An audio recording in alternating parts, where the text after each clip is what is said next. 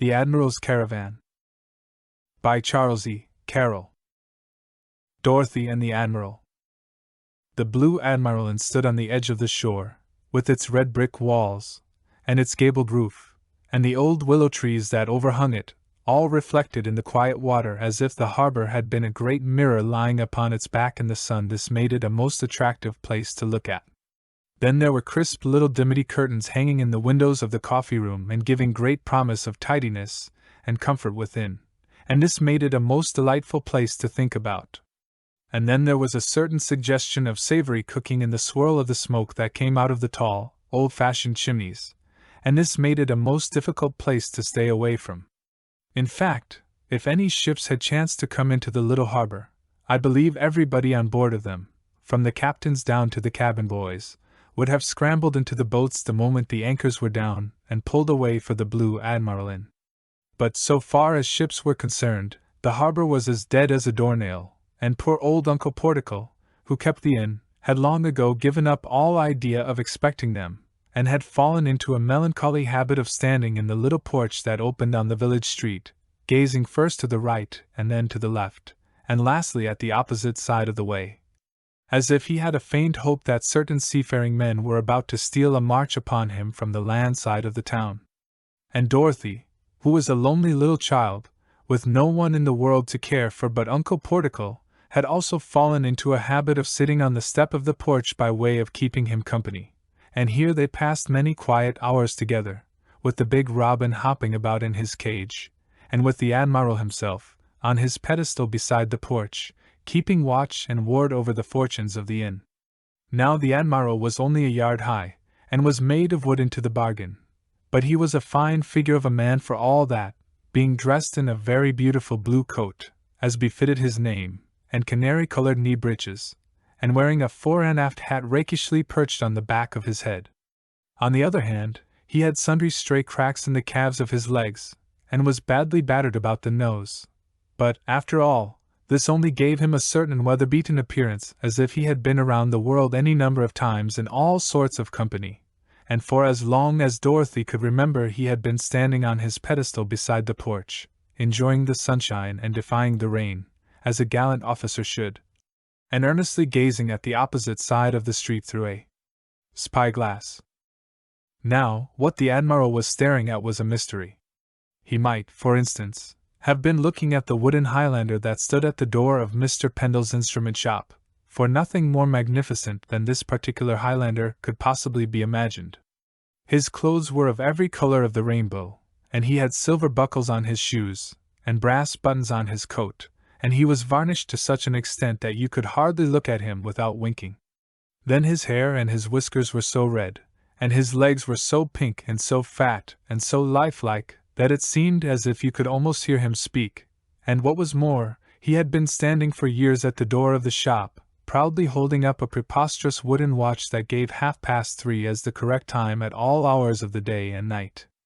In fact, it would have been no great wonder if the Admiral had stared at him to the end of his days. Then there was Sir Walter Rosettes, a long-bodied little man in a cavalier's cloak, with a ruff about his neck and enormous rosettes on his shoes, who stood on a pedestal at old Mrs. Peavy's garden gate, offering an imitation tobacco plant, free of charge, as it were, to any one who would take the trouble of carrying it home. This bold device was intended to call attention to the fact that Mrs. Peavy kept a tobacco shop in the front parlor of her little cottage behind the hollyhock bushes, the announcement being backed up by the spectacle of 3 pipes arranged in a tripod in the window, and by the words, "Smoker's Emporium," displayed in gold letters on the glass. And by the way, Dorothy knew perfectly well who this little man was, as somebody had taken the trouble of writing his name with a lead pencil on his pedestal just below the toes of his shoes. And lastly there was old Mrs. Peavy herself, who might be seen at any hour of the day, sitting at the door of her cottage, fast asleep in the shade of her big cotton umbrella with the Chinese mandarin for a handle. She wasn't much to look at, perhaps, but there was no way of getting at the Admiral's taste in such matters, so he stared through his spyglass year in and year out, and nobody was any the wiser. Now, from sitting so much in the porch and turning these things over in her mind, Dorothy had come to know the Admiral and the Highlander and Sir Walter Rosettes as well as she could possibly know persons who didn't know her, and who couldn't have spoken to her if they had known her. But nothing came of the acquaintance until a certain Christmas Eve. Of course, nobody knew better than Dorothy what Christmas Eve should be like. The snow should be falling softly, and just enough should come down to cover up the pavements and make the streets look beautifully white and clean, and to edge the trees and the lampposts and the railings as if they were trimmed with soft lace, and just enough to tempt children to come out, and not so much as to keep grown people at home. In fact, just enough for Christmas Eve, and not a bit more. Then the streets should be full of people hurrying along and all carrying plenty of parcels, and the windows should be very gay with delightful wreaths of greens, and bunches of holly with plenty of scarlet berries on them, and the greengrocers should have little forests of assorted hemlock trees on the sidewalks in front of their shops, and everything should be as cheerful and as bustling as possible. And if you liked, there might be just a faint smell of cooking floating about in the air, but this was not important by any means, as it might happen at any time. Well, all these good old-fashioned things came to pass on this particular Christmas Eve except the snow, and in place of that there came a soft, warm rain which was all very well in its way, except that, as Dorothy said, it didn't belong on Christmas Eve. And just at nightfall she went out into the porch to smell the rain, and to see how Christmas matters generally were getting on in the wet, and she was watching the people hurrying by, and trying to fancy what was in the mysterious-looking parcels they were carrying so carefully under their umbrellas, when she suddenly noticed that the toes of the Admiral's shoes were turned sideways on his pedestal, and looking up at him she saw that he had tucked his spyglass under his arm, and was gazing down backward at his legs with an air of great concern. This was so startling that Dorothy almost jumped out of her shoes, and she was just turning to run back into the house when the Admiral caught sight of her, and called out excitedly, "Cracks in my legs!" and then stared hard at her as if demanding some sort of an explanation of this extraordinary state of affairs. Dorothy was dreadfully frightened, but she was a very polite little girl, and would have answered the town pump if it had spoken to her, so she swallowed down a great lump that had come up into her throat, and said, as respectfully as she could, "I'm very sorry, sir. I suppose it must be because they are so very old." "Old!" exclaimed the Admiral, making a desperate attempt to get a view of his legs through his spyglass. "Why, they're no older than I am." And upon thinking it over, this seemed so very true that Dorothy felt quite ashamed of her remark and stood looking at him in a rather foolish way.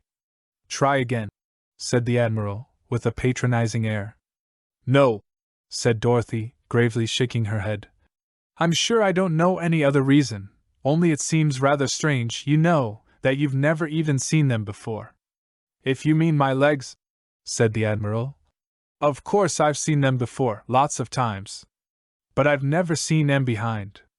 That is," he added by way of explanation, "I've never seen them behind before.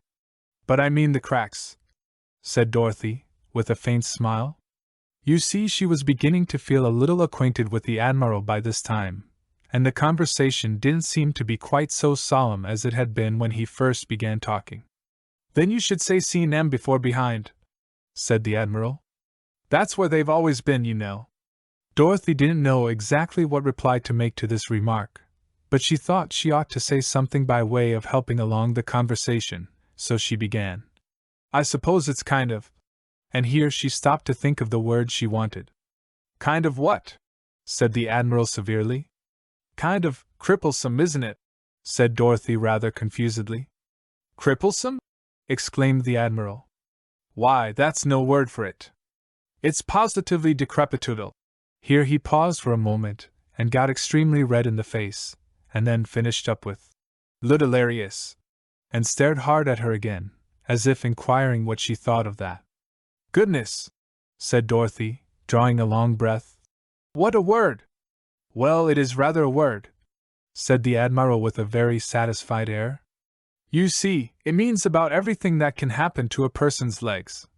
But just here his remarks came abruptly to an end, for as he was strutting about on his pedestal, he suddenly slipped off the edge of it, and came to the ground flat on his back. Dorothy gave a little scream of dismay, but the Admiral, who didn't appear to be in the least disturbed by this accident, sat up and gazed about with a complacent smile. Then, getting on his feet, he took a pipe out of his pocket, and lit it with infinite relish, and having turned up his coat collar by way of keeping the rest of his clothes dry, he started off down the street without another word. The people going by had all disappeared in the most unaccountable manner, and Dorothy could see him quite plainly as he walked along, tacking from one side of the street to the other with a strange rattling noise, and blowing little puffs of smoke into the air like a shabby little steam tug going to sea in a storm. Now all this was extremely exciting, and Dorothy, quite forgetting the rain, ran down the street a little ways so as to keep the Admiral in sight. "It's precisely like a doll going traveling all by itself," she exclaimed as she ran along. "How he rattles! I suppose that's his little cracked legs, and goodness gracious, how he smokes!" she added, for by this time the Admiral had fired up, so to speak, as if he were bound on a long journey, and was blowing out such clouds of smoke that he presently quite shut himself out from view.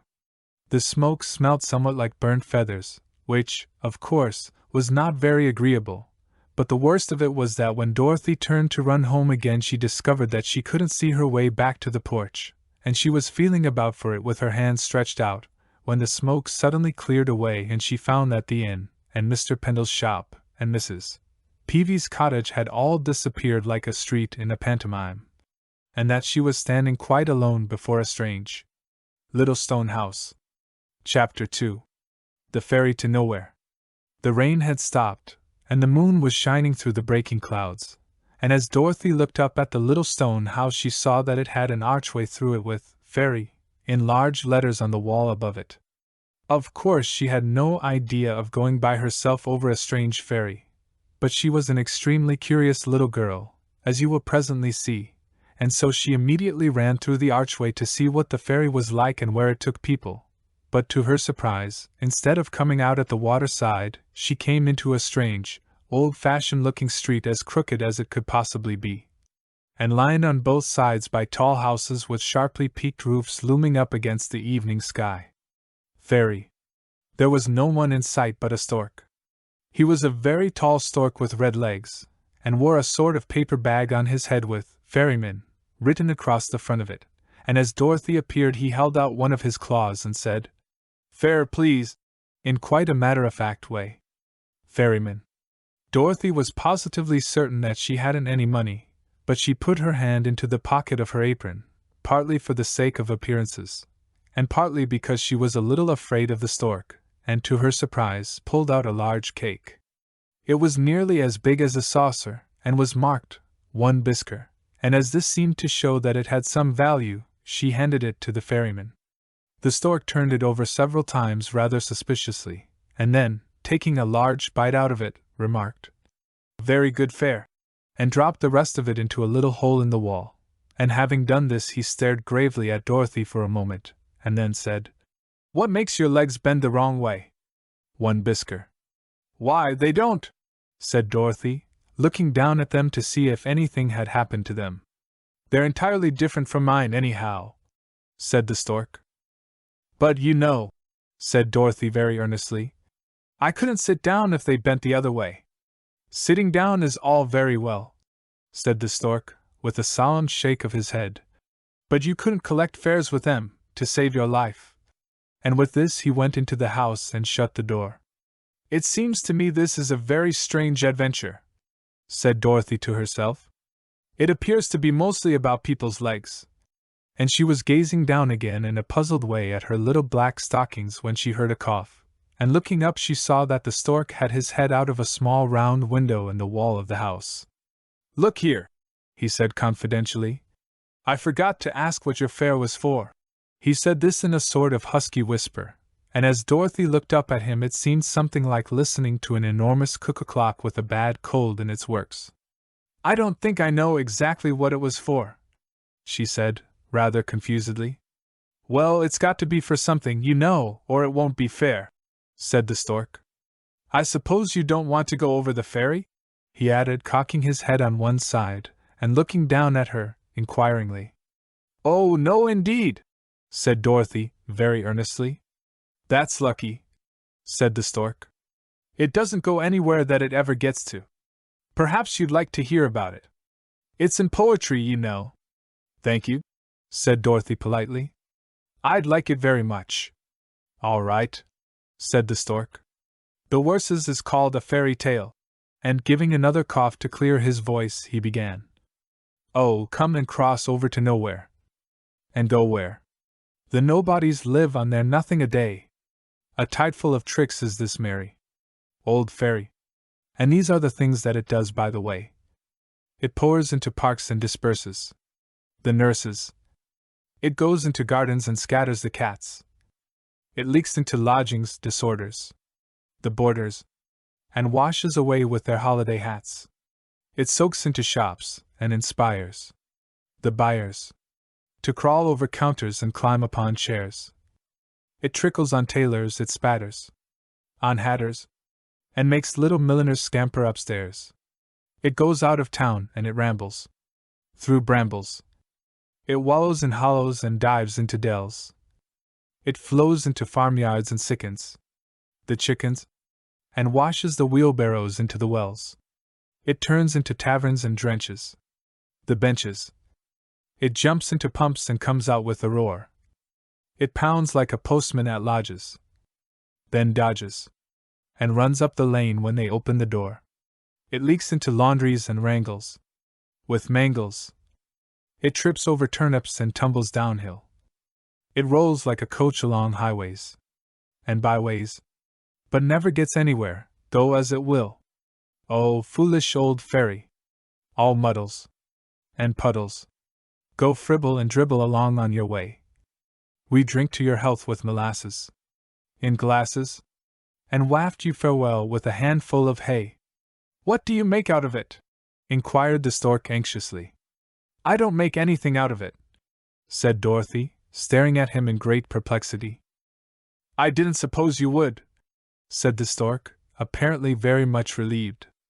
I've been at it for years and years, and I've never made sixpence out of it yet. With which remark he pulled in his head and disappeared. I don't know what he means, I'm sure, said Dorothy, after waiting a moment to see if the stork would come back. But I wouldn't go over that ferry for 66 pences. It's altogether too frolicky. And having made this wise resolution, she was just turning to go back through the archway when the door of the house flew open and a little stream of water ran out upon the pavement. This was immediately followed by another and much larger flow, and the next moment the water came pouring out through the doorway in such a torrent that she had just time to scramble up on the window ledge before the street was completely flooded. Dorothy's first idea was that there was something wrong with the pipes, but as she peeped in curiously through the window she was astonished to see that it was raining hard inside the house.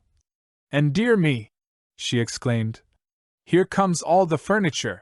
And sure enough, the next moment a lot of old-fashioned furniture came floating out of the house and drifted away down the street.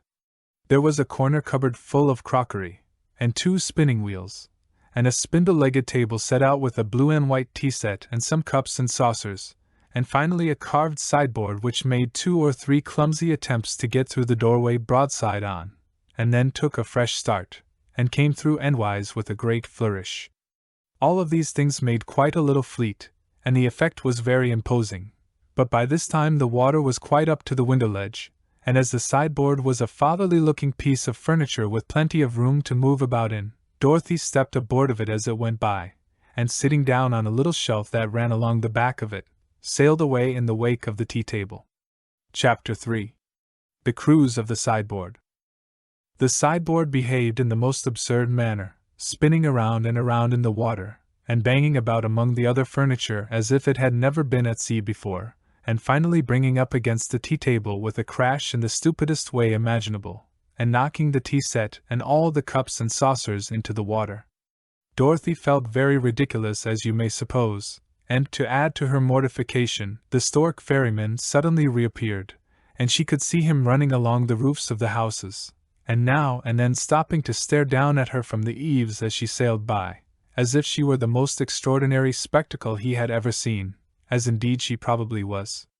Sometimes he waited until the sideboard had floated some distance past him as if to see how it looked, gazed at from behind, and then Dorothy would catch sight of him again far ahead, peering out from behind a chimney, as if to get a front view of the performance. All this was, of course, very impertinent, and although Dorothy was naturally a very kind-hearted little child, she was really quite gratified when the stork finally made an attempt to get a new view of her from the top of an unusually tall chimney, and fell down into it with a loud screech of dismay. Presently the street ended at a great open space where the water spread out in every direction, like a lake.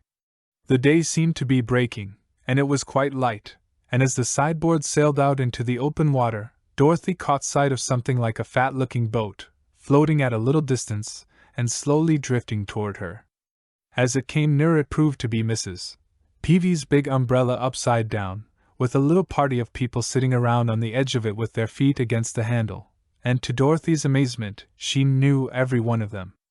There was the Admiral, staring about with his spyglass, and Sir Walter Rosettes, carefully carrying his tobacco plant as if it were a nosegay, and the Highlander, with his big watch dangling in the water over the side of the umbrella, and last, there was the little Chinese mandarin clinging convulsively to the top of the handle as if he were keeping a lookout from the masthead. The sideboard brought up against the edge of the umbrella with a soft little bump, and the Admiral, hurriedly pointing his spyglass at Dorothy so that the end of it almost touched her nose, exclaimed excitedly, "There she is! I can see her quite plainly!" And the whole party gave an exultant shout. "How are you getting on now?" inquired Sir Walter, as if he had had her under close observation for a week at least. "I'm getting on pretty well," said Dorothy, mournfully. "I believe I'm crossing a ferry." "So are we," said the Admiral, cheerfully. "We're a caravan, you know." "A caravan?" exclaimed Dorothy, very much surprised. "I believe I said caravan quite distinctly," said the Admiral in an injured tone, appealing to the rest of the party. But no one said anything except the Highlander, who hastily consulted his watch, and then exclaimed, "Hurrah!" rather doubtfully. "I understood what you said," explained Dorothy. "But I don't think I know exactly what you mean." "Never mind what he means," shouted Sir Walter. "That's of no consequence." "No consequence!" exclaimed the Admiral, flaring up. "Why, I mean more in a minute than you do in a week." "You say more in a minute than anybody could mean in a month," retorted Sir Walter, flourishing his tobacco plant. "I can talk a year without meaning anything," said the Highlander, proudly, but no one took any notice of this remark, which, of course, served him right. The Admiral stared at Sir Walter for a moment through his spyglass, and then said very firmly, "You're a pig!" At which the Highlander again consulted his watch, and then shouted, "2 pigs!" with great enthusiasm, as if that were the time of day. "And you're another," said Sir Walter angrily. "If it comes to that, we're all pigs." "Dear me!" cried Dorothy, quite distressed at all this. "What makes you all quarrel so? You ought to be ashamed of yourselves." "We're all ashamed of one another, if that will do any good," said the Admiral. "And, you see, that gives each of us 2 persons to be ashamed of," added Sir Walter, with an air of great satisfaction. "But that isn't what I mean at all," said Dorothy. "I mean that each one of you ought to be ashamed of himself." "Why, we're each being ashamed of by 2 persons already," said the Admiral, peevishly. "I should think that was enough to satisfy anybody." "But that isn't the same thing," insisted Dorothy. "Each particular him ought to be ashamed of each particular self." This remark sounded very fine indeed, and Dorothy felt so pleased with herself for having made it that she went on to say, "And the truth of it is, you all argue precisely like a lot of little school children."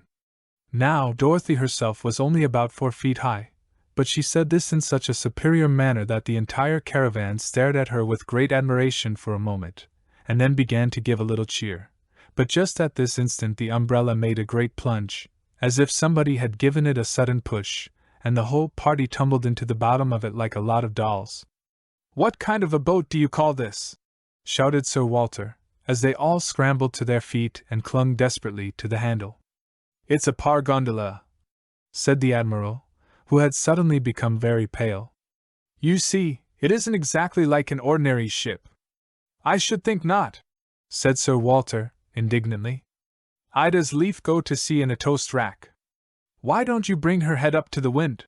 he shouted as the power gondola took another plunge. "I can't!" cried the Admiral, despairingly. "She hasn't got any head." "Then put me ashore!" roared Sir Walter furiously. Now this was all very well for Sir Walter to say, but by this time the power gondola was racing through the water at such a rate that even the sideboard could hardly keep up with it, and the waves were tossing about in such wild confusion that it was perfectly ridiculous for any one to talk about going ashore. In fact, it was a most exciting moment. The air was filled with flying spray, and the power gondola dashed ahead faster and faster, until at last Dorothy could no longer hear the sound of the voices, and she could just see that they were throwing the big watch overboard as if to lighten the ship. Then she caught sight of the Highlander trying to climb up the handle, and Sir Walter frantically beating him on the back with the tobacco plant, and the next moment there was another wild plunge, and the power gondola and caravan vanished from sight. Chapter 4. Treetop Country. It was a very curious thing that the storm seemed to follow the caravan as if it were a private affair of their own, and the power gondola had no sooner disappeared than Dorothy found herself sailing along as quietly as if such a thing as bad weather had never been heard of. But there was something very lonely about the sideboard now, as it went careering through the water, and she felt quite disconsolate as she sat on the little shelf and wondered what had become of the caravan. "If Mrs. Peavy's umbrella shuts up with them inside of it," she said mournfully to herself, "I'm sure I don't know what they'll do. It's such a stiff thing to open that it must be perfectly awful when it shuts up all of a sudden." And she was just giving a little shudder at the mere thought of such a thing, when the sideboard bumped up against something and she found that it had run into a tree. In fact, she found that she had drifted into a forest of enormous trees, growing in a most remarkable manner straight up out of the lake, and as she looked up she could see great branches stretching out in every direction far above her head, all interlaced together, and covered with leaves as if it had been midsummer instead of being, as it certainly was, Christmas Day. As the sideboard slowly floated along through this strange forest, Dorothy presently discovered that each tree had a little door in it, close to the water's edge, with a small platform before it by way of a doorstep, as if the people who lived in the trees had a fancy for going about visiting in boats. But she couldn't help wondering who in the world, or rather, who in the trees, the people went to see, for all the little doors were shut as tight as wax, and had notices posted up on them, such as, "No admittance, go away, gone to Persia," and many others, all of which Dorothy considered extremely rude, especially one notice which read, "Beware of the pig," as if the person who lived in that particular tree was too stingy to keep a dog. Now all this was very distressing, because, in the first place, Dorothy was extremely fond of visiting, and in the second place, she was getting rather tired of sailing about on the sideboard, and she was therefore greatly pleased when she presently came to a door without any notice upon it. There was, moreover, a bright little brass knocker on this door, and as this seemed to show that people were expected to call there if they felt like it, she waited until the sideboard was passing close to the platform and then gave a little jump ashore. The sideboard took a great roll backward and held up its front feet as if expressing its surprise at this proceeding, and as it pitched forward again the doors of it flew open, and a number of large pies fell out into the water and floated away in all directions. To Dorothy's amazement, the sideboard immediately started off after them, and began pushing them together, like a shepherd's dog collecting a flock of runaway sheep, and then, having got them all together in a compact bunch, sailed solemnly away, shoving the pies ahead of it. Dorothy now looked at the door again, and saw that it was standing partly open. The doorway was only about as high as her shoulder, and as she stooped down and looked through it she saw there was a small winding stairway inside, leading up through the body of the tree. She listened for a moment, but everything was perfectly quiet inside, so she squeezed in through the doorway and ran up the stairs as fast as she could go. The stairway ended at the top in a sort of trapdoor, and Dorothy popped up through it like a jack-in-the-box. But instead of coming out, as she expected, among the branches of the tree, she found herself in a wide, open field as flat as a pancake, and with a small house standing far out in the middle of it. It was a bright and sunny place, and quite like an ordinary field in every way except that, in place of grass, it had a curious floor of branches, closely braided together like the bottom of a market basket, as this seemed natural enough, considering that the field was in the top of a tree, Dorothy hurried away to the little house without giving the floor a second thought. As she came up to the house, she saw that it was a charming little cottage with vines trained about the lattice windows, and with a sign over the door, reading, "The Outside Inn." "I suppose they'll take me for a customer," she said, looking rather doubtfully at the sign. "And I haven't got any money. But I'm very little, and I won't stay very long," she added, by way of excusing herself, and as she said this she softly pushed open the door and went in. To her great surprise, there was no inside to the house, and she came out into the field again on the other side of the door. The wall on this side, however, was nicely papered, and had pictures hanging on it, and there were curtains at the windows as if it had been one side of a room at some time or another, but there was a notice pasted up beside the door, reading, "The Inside Out," as if the rest of the house had gone out for a walk, and might be expected back at any time. Now, as you may suppose, Dorothy was quite unprepared for all this, and she was looking about in great astonishment when she suddenly discovered that the furniture was at home, and was standing in a rather lonely manner quite by itself in the open field.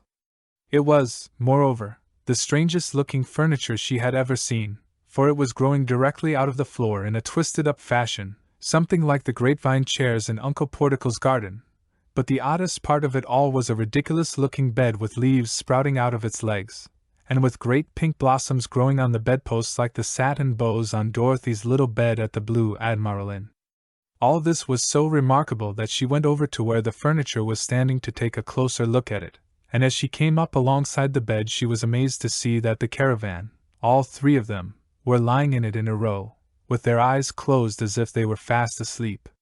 This was such an unexpected sight that Dorothy first drew a long breath of astonishment, and then exclaimed, "Jiminy!" which was a word she used only on particular occasions. And, as she said this, the Caravan opened their eyes and stared at her like so many owls.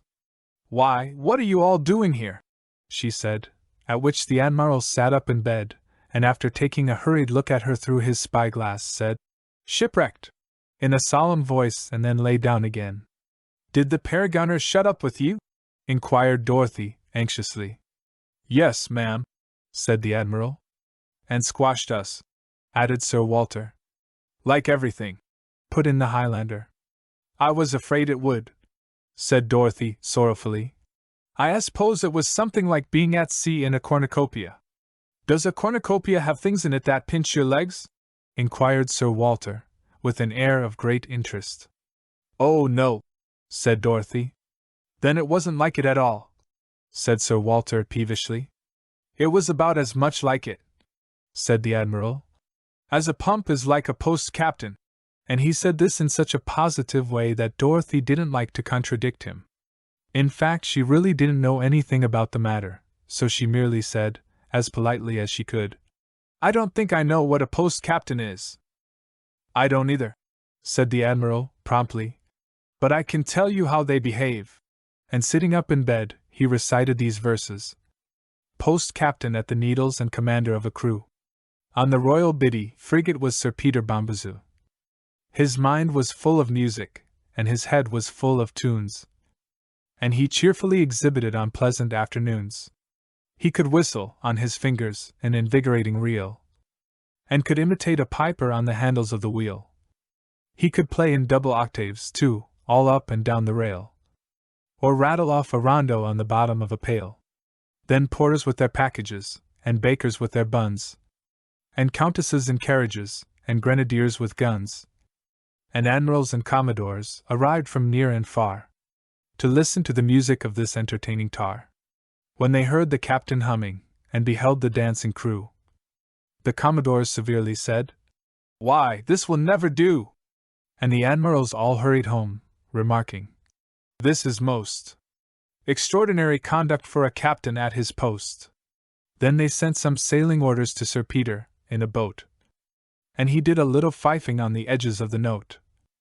But he read the sailing orders, as of course he had to do, and removed the Royal Biddy to the Bay of Boogaboo.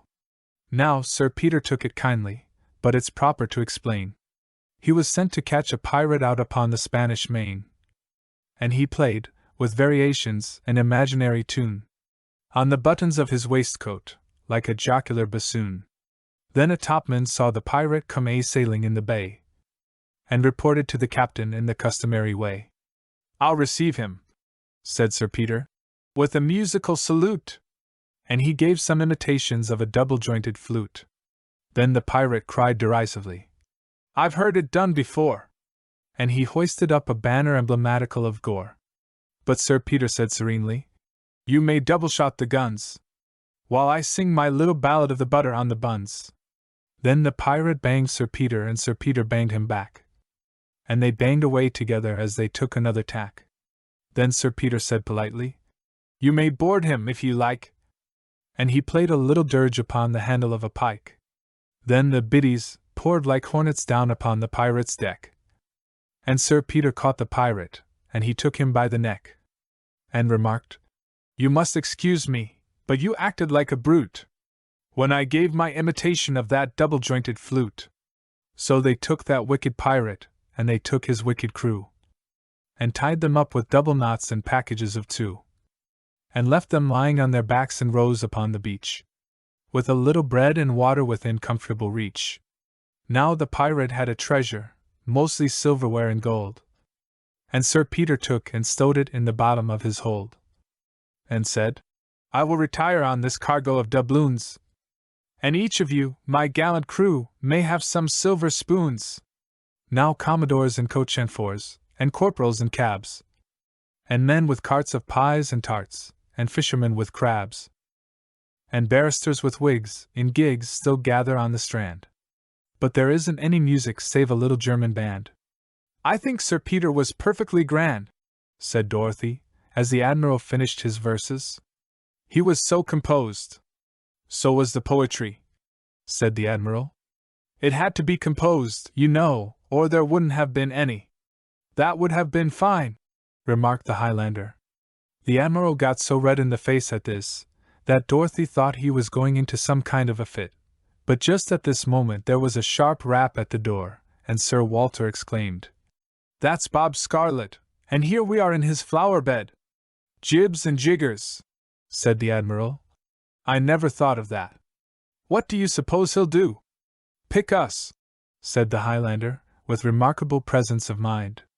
"Then tell him we're all out," said the Admiral to Dorothy in extreme agitation, and with this, the whole caravan disappeared under the bed with all possible dispatch. "We are out, you know," said Dorothy to herself, "because there's no inn for us to be in." And then she called out in a very loud voice, "We're all out in here," which wasn't exactly what she meant to say, after all.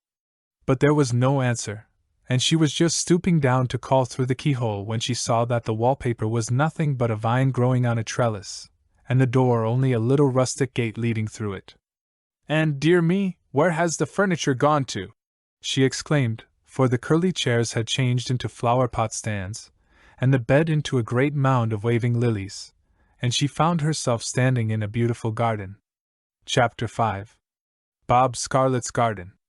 Being in a garden full of flowers at Christmas time is a very fine thing, and Dorothy was looking about with great delight, and wondering how it had all happened, when she suddenly caught sight of a big robin walking along one of the paths, and examining the various plants with an air of great interest. He was a very big robin, indeed. In fact, he was about as large as a goose, and he had on a gardener's hat, and a bright red waistcoat which he was wearing unbuttoned so as to give his fat little chest plenty of room. But the most remarkable thing about him was that he was walking about with his hands in his waistcoat pockets. Dorothy had never seen a robin do this before, and she was looking at him in great astonishment, when he chanced to turn around to take a particular look at a large flower, and she saw that he had two caterpillars neatly embroidered on the back of his waistcoat so as to form the letters B.S. "Now I wonder what B.S. means," she said to herself with her usual curiosity. "It stands for brown sugar, but of course, it can't be that. Perhaps it means best suit, or bird superintendent, or, why it must mean Bob Scarlet, to be sure." And clapping her hands in the joy of this discovery, she ran after the robin to take a nearer look at him, and, if possible, to have a little conversation. But Bob Scarlet proved to be a very difficult person to get near to.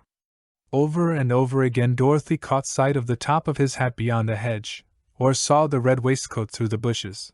But no matter how quickly she stole around to the spot, he was always gone before she got there, and she would see the hat or the waistcoat far away, in another part of the garden, and would hurry after him only to be disappointed as before. She was getting very tired of this, and was walking around rather disconsolately, when she happened to look at one of the plants, and discovered that little sunbonnets were growing on it in great profusion, like white lilies, and this was such a delightful discovery, and such an exceedingly interesting circumstance, that she instantly forgot all about Bob Scarlet, and started away in great excitement to examine the other plants. There was a great variety of them, and they all were of the same curious character. Besides the bonnet bush, there were plants loaded down with little pinafores, and shrubs with small shoes growing all over them, like peas, and delicate vines of thread with button blossoms on them, and what particularly pleased Dorothy, a row of pots marked frock flowers, and each containing a stalk with a crisp little frock growing on it, like a big tulip upside down. "They're only big enough for dolls," chattered Dorothy, as she hurried from one to the other. "But of course they'll grow. I suppose it's what they call a nursery garden. Just fancy," she exclaimed, stopping short and clasping her hands in a rapture. "Just fancy going out to pick an apronful of delightful new stockings, or running out every day to see if your best frock is ripe yet." And I'm sure I don't know what she would have said next, but just at this moment she caught sight of a paper lying in the path before her, and, of course, immediately became interested in that. It was folded something like a lawyer's document, and was very neatly marked in red ink memorandums, and after looking at it curiously for a moment, Dorothy said to herself, "It's probably a wash list, nothing but 2 aprons, and 4 kefs, and 10 towels. There's always such a lot of towels, you know." And here she picked up the paper, but instead of being a wash list, she found it contained these verses. "Have angleworms attractive homes? Do bumblebees have brains? Do caterpillars carry combs? Do dodos dote on drains? Can eels elude elastic earls? Do flatfish fish for flats? Are grigs agreeable to girls? Do hares have hunting hats? Do ices make an ibex ill? Do jackdaws jug their jam? Do kites kiss all the kids they kill? Do llamas live on lamb? Will moles molest a mounted mink? Do newts deny the news? Are oysters boisterous when they drink? Do parrots prowl in pews? Do Quakers get their quills from quails? Do rabbits rob on roads? Are snakes supposed to sneer at snails? Do tortoises tease toads? Can unicorns perform on horns? Do vipers value veal? Do weasels weep when fast asleep? Can xylophagans squeal? Do yaks and packs invite attacks? Are zebras full of zeal? P.S. Shake well and recite every morning in a shady place." "I don't believe a single one of them, and I never read such stuff!" exclaimed Dorothy, indignantly, and she was just about to throw down the paper when Bob Scarlet suddenly appeared, hurrying along the path, and gazing anxiously from side to side as if he had lost something. As he came upon Dorothy, he started violently and said, "Shoo!" with great vehemence, and then, after staring at her a moment, added, "Oh, I beg your pardon, I thought you were a cat. Have you seen anything of my exercise?" "Is this it?" said Dorothy, holding up the paper. "That's it," said the robin, in a tone of great satisfaction. "Shake it hard, please." Dorothy gave the paper a good shake, after which Bob Scarlet took it and stuffed it into his waistcoat pocket, remarking, "It has to be well shaken before I take it, you know."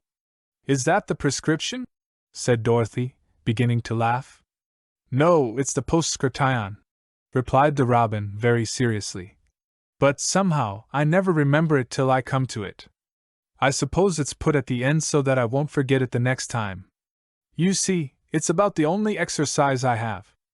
"I should think it was very good exercise," said Dorothy, trying to look serious again.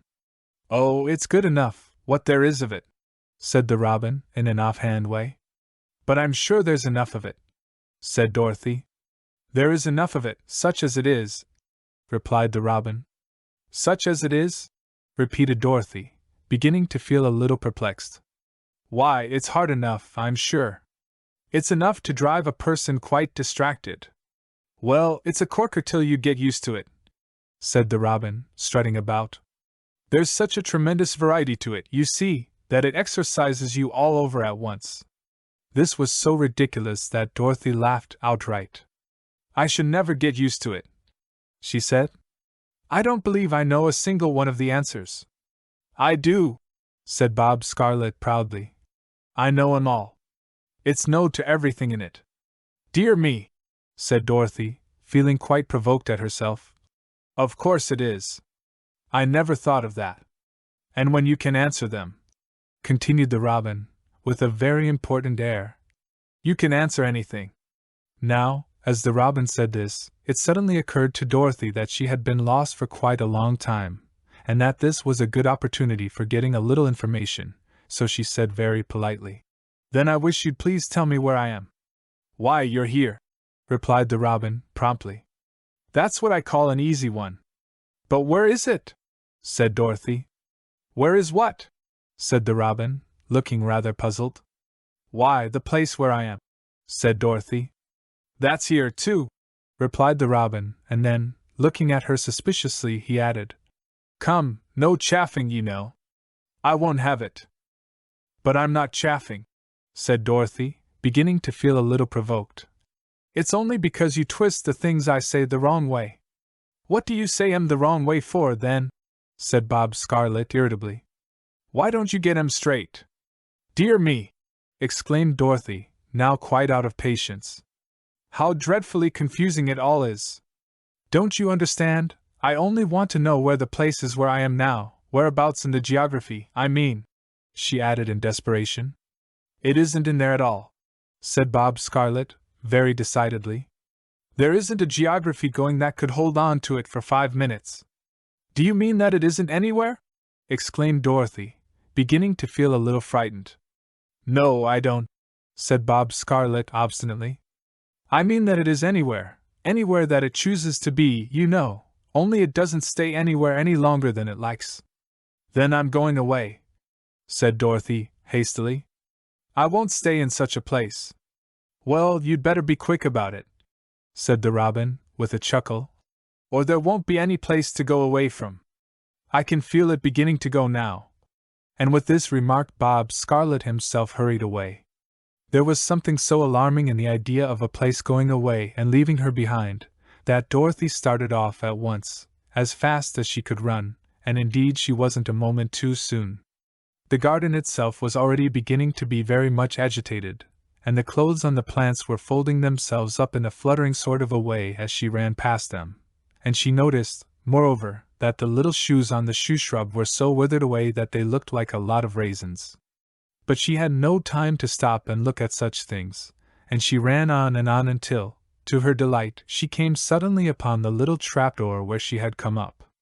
There wasn't a minute to spare, and she jumped down into the hole without so much as stopping to look back at the vanishing garden, and hurried down the little stairway. It was as dark as pitch, and as she ran down, going around and around, on the winding stairs, she could hear them folding up behind her like the slats of a blind, and she had just time to rush through the door at the bottom, when the trunk of the tree flapped inward like an empty bag and then shot up into the air. Chapter 6. In the Toy Shop.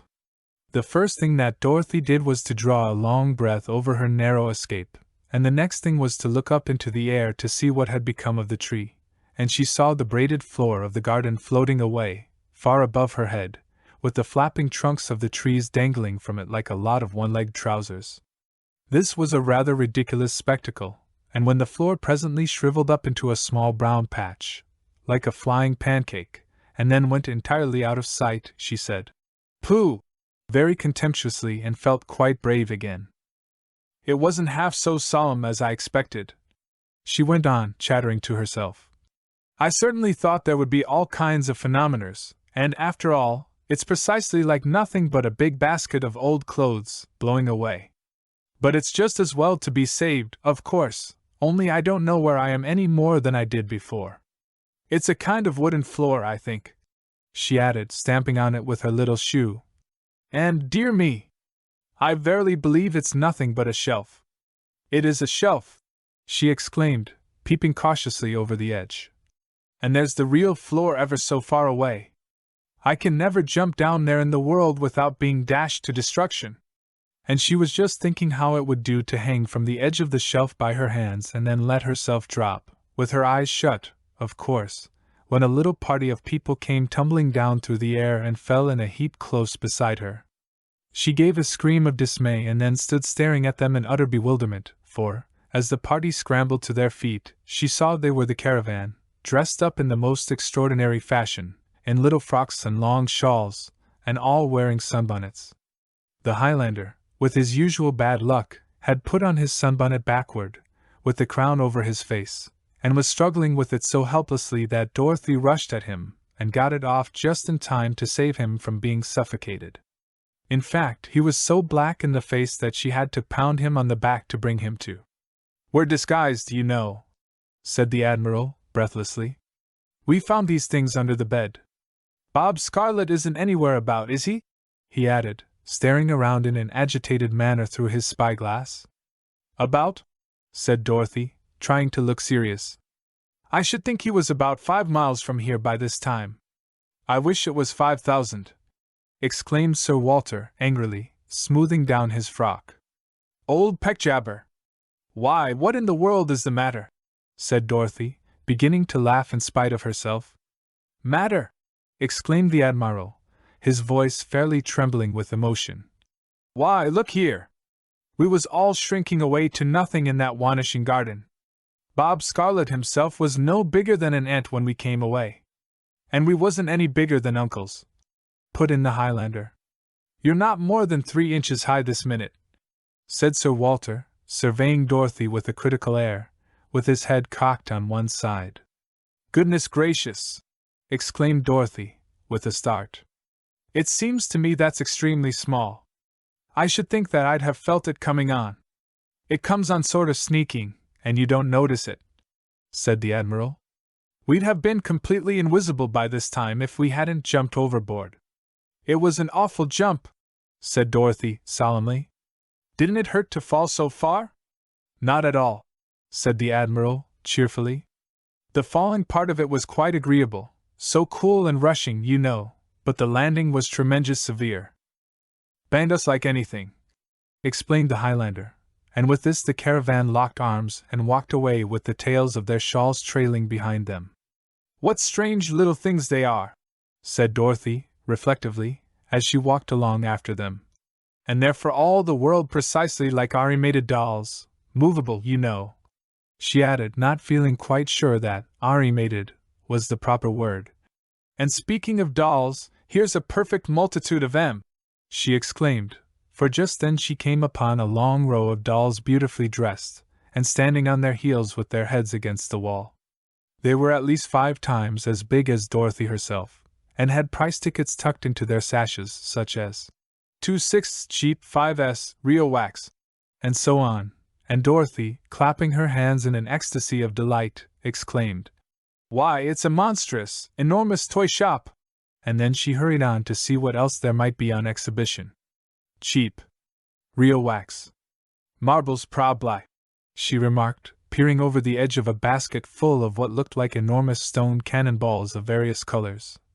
"For mastodons, I should say, only I don't know as they ever play marbles. Grocery shop, full of dear little drawers with real knobs on 'em. 'Pothecary's shop with true pillboxes," she went on, examining one delightful thing after another. "And here's a farm out of a box, and all the same funny old things, trees with green shavings on them and fences with feet so they'll stand up, and here's the deer family, same size as the trees and the houses, of course, and oh! I beg your pardon," she exclaimed, for her frock had touched the farmer and knocked him over flat on his back. "And here's a Noah's Ark, full of higgledy-piggledy animals. Why, what are you doing here?" she cried, for just at that moment she suddenly discovered the Caravan, all huddled together at the door of the Ark, and apparently discussing something of vast importance. "We're buying a camel," said the Admiral, excitedly. "They've got just the one we want for the Caravan." "His name is Humphrey," shouted the Highlander uproariously. And he's got 3 humps. Nonsense! Cried Dorothy, bursting into a fit of uncontrollable laughter. There never was such a thing. They have 'em in arks, said the Admiral, very earnestly. You can find anything in arks if you only go deep enough. I've seen 'em with patriarchs in 'em, way down at the bottom. Did they have any humps? Inquired the Highlander with an air of great interest. Dorothy went off again into a burst of laughter at this. He's really the most ignorant little creature I ever saw, she said. I thought they was something to ride on, said the Highlander, sulkily. Otherwise, I say, let him keep out of arks. The rest of the caravan evidently sided with him in this opinion, and after staring at Dorothy for a moment with great disfavor, they all called out, Old Prouty! And solemnly walked off in a row as before. I believe I shall have a fit if I meet them again, said Dorothy to herself, laughing till her eyes were full of tears. They're certainly the foolishest things I ever saw. And with this she walked away through the shop, and was just beginning to look at the toys again, when she came suddenly upon an old dame sitting contentedly in the shop in a great armchair. She was eating porridge out of a bowl in her lap, and her head was so close to the edge of the shelf that Dorothy almost walked into her cap. Drat the toys! Cried the old dame, starting so violently that her spectacles fell off her nose into the porridge. Drat the newfangled things! And here she aimed a blow at Dorothy with her spoon. They're enough to scare folks out of their senses. Give me the old-fashioned kind, deaf and dumb and blind and stiff.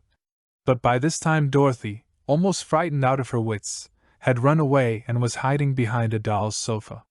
She's a nice person to have charge of a shop, she exclaimed indignantly, as she listened to the old dame scolding to herself in the distance. The idea of not knowing human persons when you see them! Of course, being so small is rather unusual, and it's really quite dangerous, you know, she went on, giving a little shiver at the thought of what might have happened. Just fancy being wrapped up in a piece of stiff paper by mistake. Shrieking wouldn't do the least good because, of course, she's deaf as anything.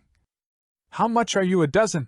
Said a voice, and Dorothy, looking around, saw that it was a dancing Jack in the shop window speaking to her.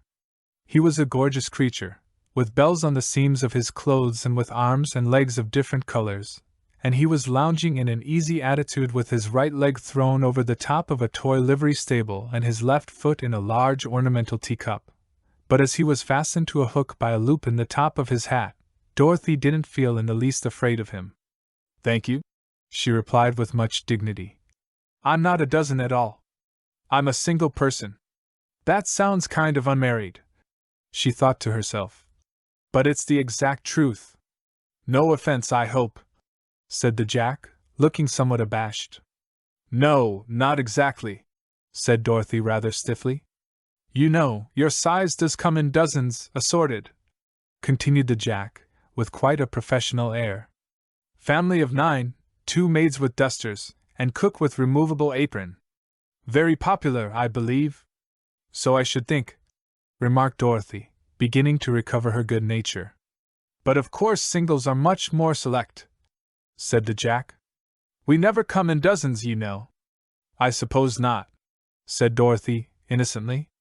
I can't imagine anybody wanting 12 dancing Jacks all at the same time. It wouldn't do any good if they did want 'em, said the Jack. They couldn't get 'em, that is, not in this shop. Now, while this conversation was going on, Dorothy noticed that the various things in the shop window had a curious way of constantly turning into something else.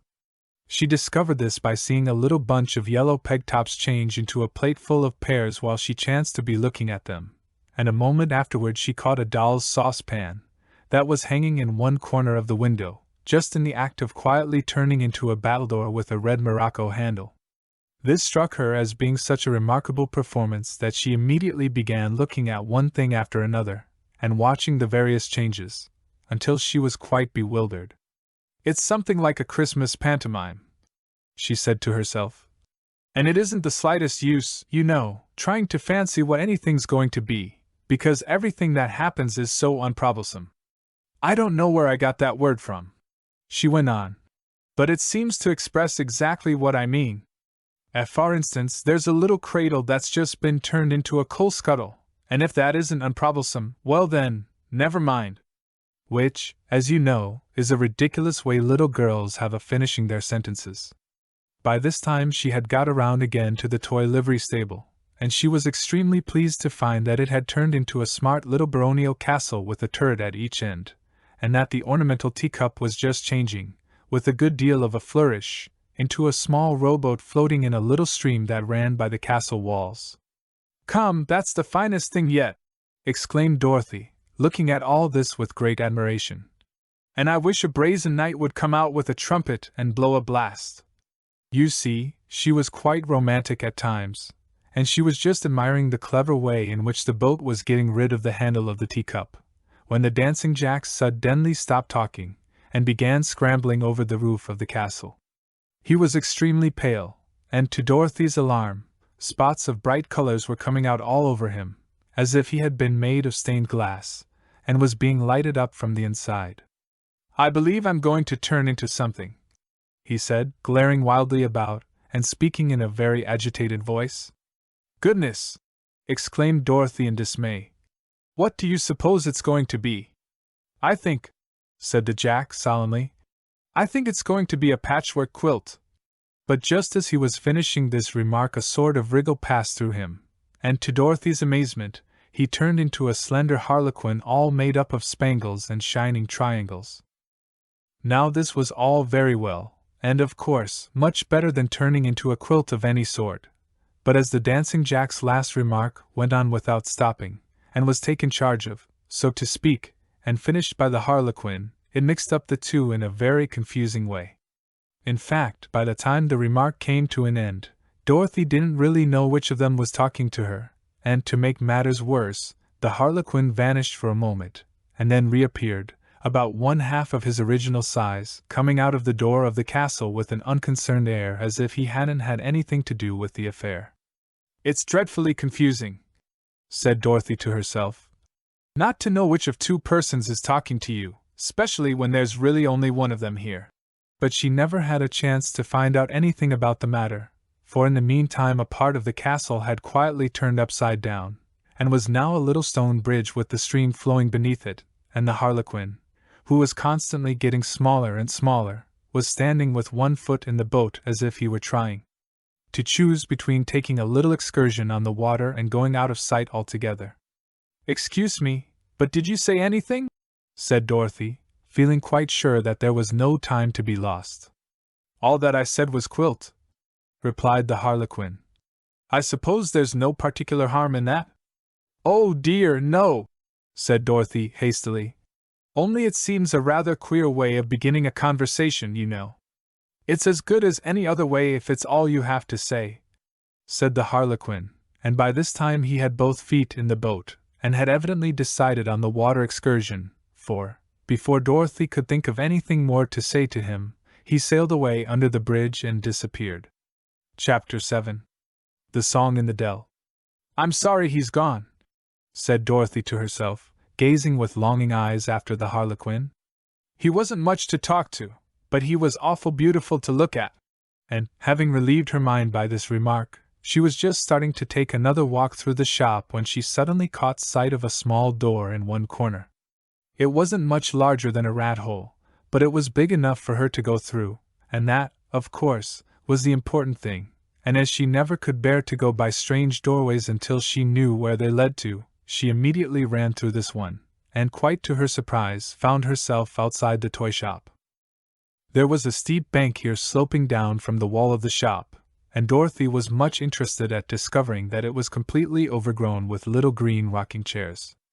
They were growing about in great confusion, and once or twice, when her frock happened to brush against them, quite an avalanche of them went clattering down the bank and broke up at the bottom into curious little bits of wood like jackstraws.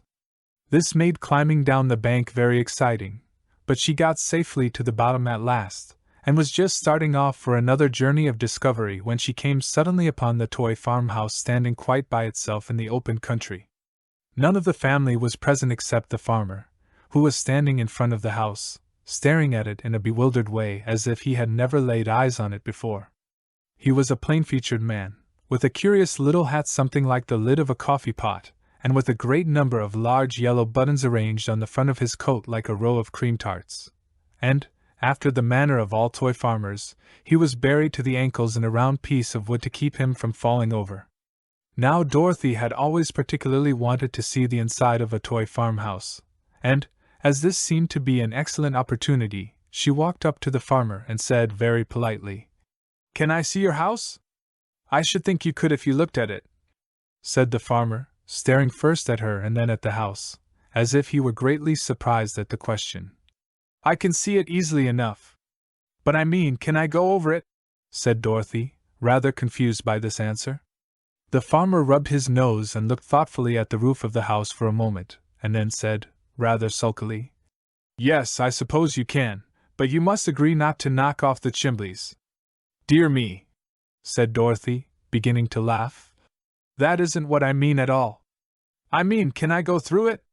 The farmer, after turning over this proposition in his mind with great deliberation, got down on his hands and knees and took a long look through the little door in the front of the house, and then getting up on his feet again, said, very seriously, "I don't see anything to prevent it. There's another door at the back," and walked gravely away. He did this in a very peculiar way, by a sort of sidelong roll on his round wooden block like a barrel being worked along on one end, and, as Dorothy stood watching this performance with great interest, he presently fell over one of the little rocking chairs, and coming down heavily on his back, rolled away on the edge of his block and the rim of his little round hat without making the slightest attempt to get on his feet again. "I shall look precisely like an elephant with a pagoda on his back," said Dorothy, as she got down on her hands and knees and crawled through the little door into the house. "But I'm going to see what it's like while I have the chance. All hollow, right up to the roof, just as I expected," she exclaimed. "I suppose that's so the family can stand up when they come inside." But there was nothing in the house but a lot of old umbrellas tied up in bundles and marked "Dangerous," and as she didn't think these were very interesting, and as, moreover, her head by this time was out of the door at the back, she crawled through without stopping and scrambled up onto her feet again. "Oh, lovely!" cried Dorothy, clapping her hands in a rapture of delight, for she found herself in a beautiful wood, not a make-believe affair like the toy farm, but a real wood with soft grass and pads of dark green moss growing underfoot, and with ferns and forest flowers springing up on all sides. The wind was rustling pleasantly in the trees, and the sunlight, shining down through the dancing leaves, made little patches of light that chased each other about on the grass, and, as Dorothy walked along, she felt happier than she had at any time since losing the blue Admiral. To be sure, it wasn't the easiest matter in the world to get along, for as the trees and the bushes and the blades of grass were all of the natural size and Dorothy was no bigger than a wren, she fell over a good many twigs and other small obstacles, and tumbled down a great many times. Then, too, she found it rather trying to her nerves, at first, to meet with rabbits as big as horses, to come suddenly upon quails whistling like steam engines, and to be chattered at by squirrels a head taller than she herself was. But she was a very wise little child about such matters, and she said to herself, "Why, of course, they're only their usual sizes, you know, and they're sure to be the same scary things they always are." And then she stamped her foot at them and said, "Shoo!" very boldly, and after laughing to see the great creatures whisk about and dash into the thicket, she walked along quite contentedly. Presently she heard a voice singing. It seemed to come from a thick part of the wood at one side of the path, and, after hesitating a moment, Dorothy stole into the bushes, and creeping cautiously along until she was quite near the sound, crouched down in the thicket to listen. It was a very small voice, and it was singing this song: "I know a way of hearing what the larks and linnets say. The larks tell of the sunshine and the sky. The linnets from the hedges make reply, and boast of hidden nests with mocking lay. I know a way of keeping near the rabbits at their play. They tell me of the cool and shady nooks, where waterfalls disturb the placid brooks, that I may go and frolic in the spray. I know a way of catching dewdrops on a night in May, and threading them upon a spear of green, that through their sides translucent may be seen the sparkling hue that emeralds display. I know a way of trapping sunbeams as they nimbly play at hide and seek with meadowgrass and flowers, and holding them in store for dreary hours, when winds are chill and all the sky is gray. I know a way of stealing fragrance from the new mown hay, and storing it in flasks of petals made to scent the air when all the flowers fade, and leave the woodland world to sad decay. I know a way of coaxing snowflakes in their flight to stay so still a while that, as they hang in air, I weave them into frosty lace to wear about my head upon a sultry day. Dorothy, crouching down in the thicket, listened to this little song with great delight, but she was extremely sentimental where poetry was concerned, and it happened that when she heard this last verse she clasped her hands in a burst of rapture and exclaimed in quite a loud voice, "Oh, delicious!" This was very unfortunate, for the song stopped short the instant she spoke, and for a moment everything was perfectly silent. Then the little voice spoke up again, and said, "Who is that?" "It's I," said Dorothy. "It's two eyes if it comes to that," said the little voice. "I can see them through the bushes. Are you a rabbit?" "No," said Dorothy, laughing softly to herself. "I'm a child." "Oh!" exclaimed the voice. It was a very little "oh." In fact, it sounded to Dorothy as if it might be about the size of a cherry stone, and she said to herself, "I verily believe it's a fairy, and she certainly can't be a bit bigger than my thumb, my regular thumb, I mean," she added, holding up her hand and looking at the size of it with great contempt. Then the little voice spoke up again and said, "And how big are you?" "I'm about 3 inches tall," said Dorothy, and she was so excited by this time at the prospect of seeing a real live fairy for the first time in her life, that she felt as if a lot of flies were running up and down on the back of her neck. "Dear me!" exclaimed the little voice, expressing great astonishment in its small way. "Why, there's hardly enough of you to put in a corner." Dorothy reflected for a moment, and then called out, "But you know, that depends altogether on the size of the corner." "Oh, no, it doesn't," said the little voice, very confidently. "All corners are the same size if you only get close enough to 'em." "Dear me," said Dorothy to herself. "How very intelligent she is! I must have a look at her." And pushing the leaves gently aside, she cautiously peeped out. It was a charming little dell, carpeted with fine moss, and with strange-looking wild flowers and tall nodding grasses growing about the sides of it. But to Dorothy's astonishment, the fairy proved to be an extremely small field mouse, sitting up like a little pug dog and gazing attentively at the thicket. "And I think," the mouse went on, as if it were tired of waiting for an answer to its last remark, "I think a child should be 6 inches tall, at least." This was so ridiculous that Dorothy had to put her hand over her mouth to keep from screaming with laughter. "Why," she exclaimed, "I used to be—" and here she had to stop and count up on her fingers as if she were doing a sum. "I used to be 8 times as big as that, myself." "Tut, tut!" said the mouse, and the tuts sounded like beads dropping into a pill-box. "Tut, tut! Don't tell me such rubbish!" "Oh, you needn't tut me," said Dorothy. "It's the exact truth." "Then I don't understand it," said the mouse, shaking its head in a puzzled way. "I always thought children grew the other way." "Well, you see," said Dorothy in her old-fashioned way, "you see, I've been very much reduced." She thought afterward that this sounded rather as if she had lost all her property, but it was the only thing she could think of to say at the time.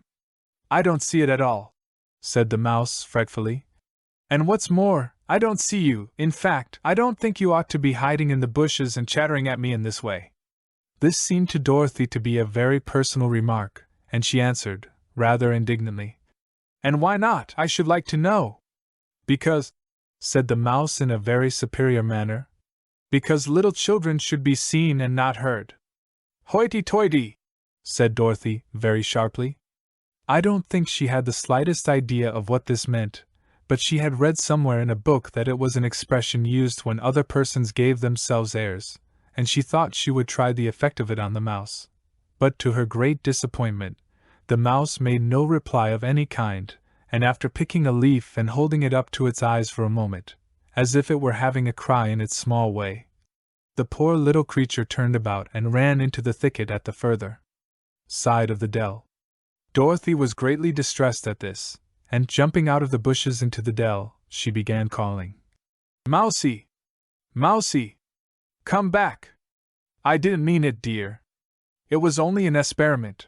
But there was no answer, and stooping down at the place where the mouse had disappeared, she looked into the thicket.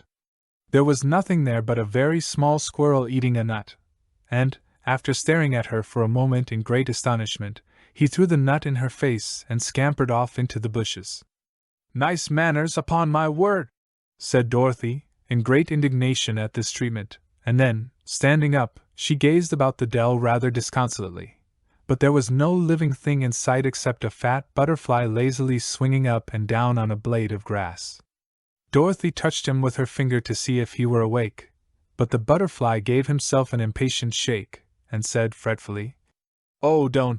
And, after waiting a moment, to be sure that was all he had to say, she walked mournfully away through the wood. Chapter 8. Something about the camel. The wood wasn't nearly so pleasant now as it had been before, and Dorothy was quite pleased when, after walking a little way, she came in sight again of the bank covered with rocking chairs, and running up, she hurried through the little door into the toy shop. Everything was just as she had left it, and the stream was running merrily under the castle bridge. But just as she was going by, the bridge itself began hitching up in the middle and pawing, as it were, at the banks of the stream in such an extraordinary manner that she stopped to see what was going to happen. "It's sure to be something wondrous," she said to herself, as she stood watching it, and she was quite right about this, for the bridge presently turned into a remarkably spirited rocking horse, dappled, with black spots scattered about, and after rocking back and forth once or twice, as if to be sure it really was a horse, settled down perfectly still as if it never expected to be anything else. In fact, with the exception of a large fly, about as big as one of Dorothy's feet, that was buzzing about, everything in the window was now perfectly quiet, and drawing a long breath of relief, she walked away through the shop. As she walked along on the shelf, she presently came to the grocer's shop and found the Caravan sitting in a row on a little bench at the door. The Admiral had the camel in his lap, and they were all gazing at it with an air of extreme solicitude. It was a frowsy little thing with lumpy legs that hung down in a dangling way from the Admiral's knees, and Sir Walter was busily employed trying to make it drink something out of a bottle. "What are you giving him?" inquired Dorothy curiously. "Glue," said the Admiral, promptly. "He needs stiffening up, you see." "Goodness gracious, what an awful dose!" said Dorothy, with a shudder. "That doesn't make any difference so long as he won't take it," said Sir Walter, and here he flew into a tremendous passion, and began beating the camel about the head so furiously with the bottle that Dorothy cried out, "Here, stop that instantly! He doesn't mind it no more than if he was a bolster," put in the Highlander. "Set him up again and let's see him fall down," he added, rubbing his hands together with a relish. "Indeed, you'll do nothing of the sort!" exclaimed Dorothy, with great indignation, and snatching the camel from the Admiral's lap, she carried him into the grocer's shop and set him down upon the floor. The camel looked about for a moment with a very mournful expression on his face, and then climbed into one of the drawers that was standing open, and pulled it to after him as a person might close a door, and Dorothy, after watching this remarkable performance with great wonderment, went out again. The Caravan had lost no time, and were standing on the bench, putting up a little sign on the front of the shop with "Camel for sale" on it, and Dorothy, trying not to laugh, said, "Is this your shop?"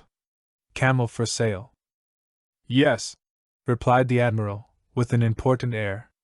"The grocer's been sold for a cook because he had an apron on, and we've taken the business." "What are you going to keep?" asked Dorothy, who was vastly amused at this idea.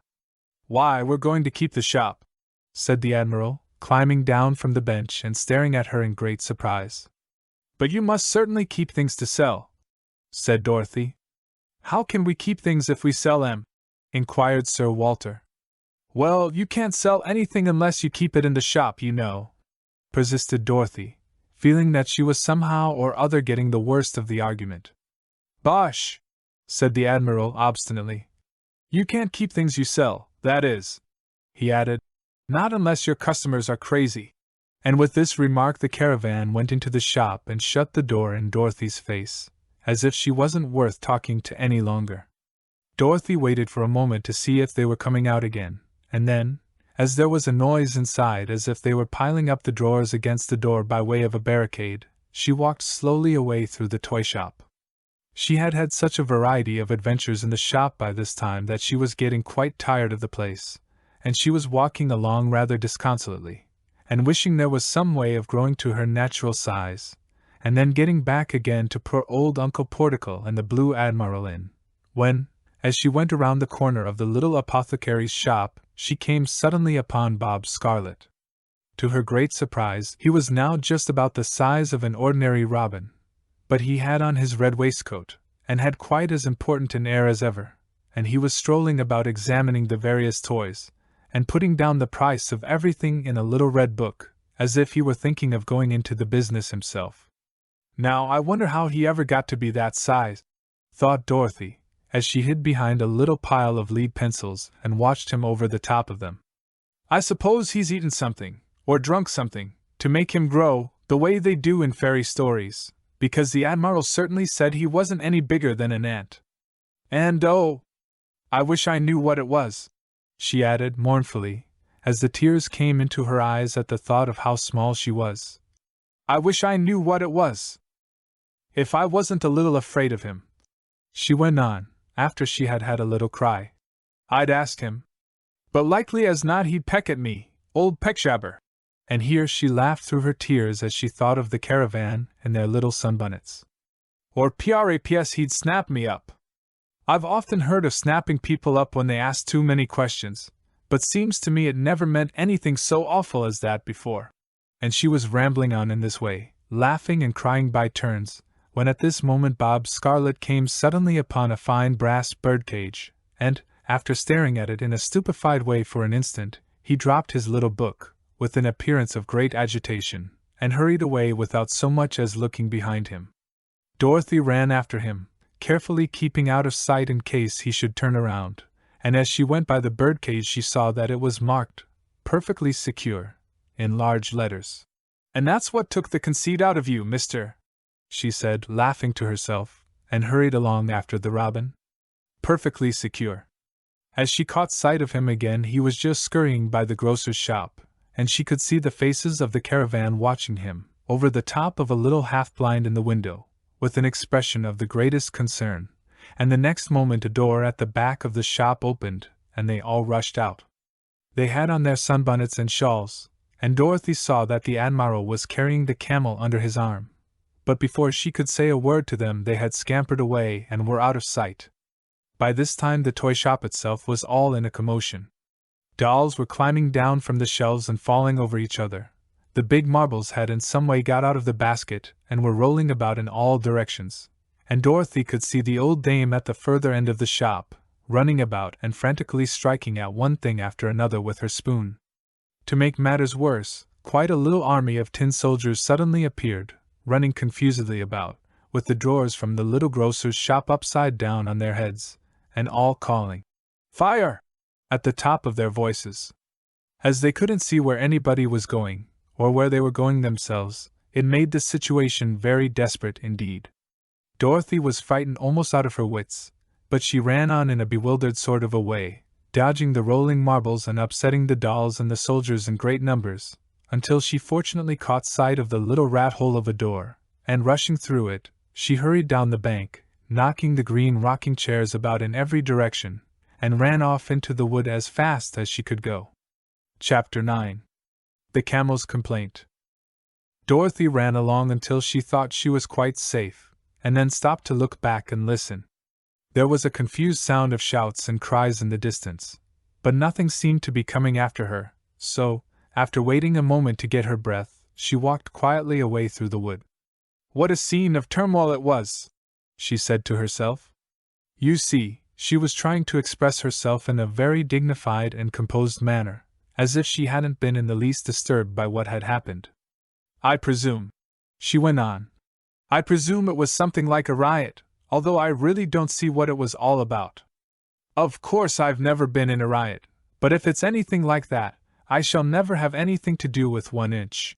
Which certainly was a very wise resolution for a little girl to make. But as Dorothy was always making wise resolutions about things that were never going to happen, I really don't think that this particular one was a matter of any consequence. She was so much pleased with these remarks that she was going on to say a number of very fine things, when she came suddenly upon the caravan hiding behind a large tree. They were sitting in a little bunch on the grass, and, as Dorothy appeared, they all put on an appearance of great unconcern, and began staring up at the branches of the tree, as if they hadn't seen her. They've certainly been doing something they're ashamed of, she said to herself. But they can't deceive me with any such behavior as that. And just then the Admiral pretended he had just caught sight of her and said, with a patronizing air, "Ah, how do ye do? How do ye do?" as if they hadn't met for quite a while. "You know perfectly well how I do, and I consider that a very foolish remark," replied Dorothy, speaking in a very dignified manner, and not feeling at all pleased with this reception. And then noticing that Humphrey was nowhere to be seen, she said severely, "Where's your camel?" "Camels is no good," said the Admiral, evasively. "Leastwise he wasn't." "Why not?" said Dorothy. She said this very sternly, for she felt morally certain that the Admiral was trying to conceal something from her. "Well, you see," said the Admiral, uneasily, "he talked too much. He was always grumbling." "Grumbling about what?" said Dorothy. "Oh, about a variety of things," said the Admiral. "Meals and lodgings and all that, you know. I used to try to stop him. Cammy, I says. Cammy is short for camel," explained Sir Walter, and Dorothy laughed and nodded, and the Admiral went on. "Cammy, I says, don't scold so much, but lor! I might as well have talked to a turnpike gate." "Better," put in Sir Walter. "That shuts up sometimes, and he never did." "Oh, Jummy!" said the Highlander with a chuckle. "That's a good one." "But what was it all about?" persisted Dorothy. "You tell her, Ruffles," said the Admiral. "Well," said Sir Walter, "it was all the same thing, over and over again. He had it all in verses so he wouldn't forget any of it. It went like this: Canary birds feed on sugar and seed. Parrots have crackers to crunch. And, as for the poodles, they tell me the noodles have chickens and cream for their lunch. But there's never a question about my digestion. My anything does for me. Anything. Cats, you're aware, can repose in a chair.